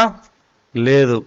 అందుకే మన శాస్త్రం చెబుతుంది, శ్రవణం చేసినటువంటి దానిని శ్రవణం తపస్సు అని చెప్పింది. శృణ్వన్ తపః. ఇప్పుడు మీరు ఇంతసేపు విన్నారంటే మీరు చేసింది ఏమిటి? గొప్ప తపస్సు. శాస్త్రం ప్రకారం విన్నదాన్ని ఏం చేయాలా? మననం చేసుకోవాలా. నిధిధ్యాస అంటారు దాన్ని. మననం చేసుకున్న దాన్ని ఆచరణలోకి పెట్టాలా. అప్పుడే మన జీవనానికి ఒక సార్థకత అనేటటువంటిది ఏర్పడుతుంది. కాబట్టి కుక్క జీవనం చేస్తుంది, చనిపోతుంది. పంది జీవనం చేస్తుంది, చనిపోతుంది. ఆహార నిద్ర భయమైతునంచ. పందికి కూడా ఆకలి అవుతుంది, మనకు ఆకలి అవుతుంది. పందికి కూడా సంసారం ఉంది, అది సంసారం చేసి పిల్లల్ని కంటుంది. మనం సంసారం చేస్తున్నాం, మనం పిల్లలు కంటున్నాం. పందికి కూడా సాధక బాధకాలు ఉన్నాయి, మనకు సాధక బాధకాలు ఉన్నాయి. మరి దానికి మనకు ఏదో ఒక్క తేడా ఉండాలి కదా. ఆ ఒక్క తేడానే ఆధ్యాత్మికము, ధర్మం అనేటటువంటి తేడా. అది ఉంటే మనం మానవులం అనిపించుకుంటాం, ధార్మికులం అనిపించుకుంటాం. కాబట్టి ఆ ధార్మిక చింతనలను మన మనస్సులో మనము పదిలంగా నిలుచుకొని దాని ఆచరణలోనికి తీసుకొచ్చి మనందరి జీవితాలను ధన్యం చేసుకోవాలి అని చెప్పి, ఆ ఇల్లే సౌభాగ్యమైనటువంటి సుఖవంతమైనటువంటి ఇల్లుగా వర్ధిల్లుతుంది. ఆ కుటుంబంలో అష్టైశ్వర్యాలు సిద్ధిస్తాయి అనేటటువంటి విషయాన్ని మీకందరికీ కూడా తెలియపరుస్తూ, అమ్మవారి యొక్క అనుగ్రహం మీ అందరిపైన ఎల్ల వేళలా ఉండాలి అని చెప్పి, ఆ అనుగ్రహాన్ని పొందే యోగ్యతను, సామర్థ్యమును మీరంతా సంపాదించుకోవాలి. ఆ యోగ్యతను సంపాదించుకునే సద్బుద్ధిని మళ్ళీ అమ్మవారే మనందరికీ కలిగించాలి అని చెప్పి, అమ్మవారి పాదాల చెంత అనంత కోటి ప్రణామాలను సమర్పణ చేసుకుంటూ నా యొక్క వాణికి విరామమిస్తూ, హరి ఓం తస్సత్. గో మాతాకి, गंगा माता की, भू माता की, तुलसी माता की, अपने अपने माता पिता की, बोलो साधु संतन की, सनातन धर्म की, हिंदू धर्म की, महालक्ष्मी माता की। श्रीमात्रे नमः, श्रीमात्रे नमः, श्रीमात्रे नमः। हर नमः पार्वती पतये, हर हर महादेव। श्रीमात्रे नमः।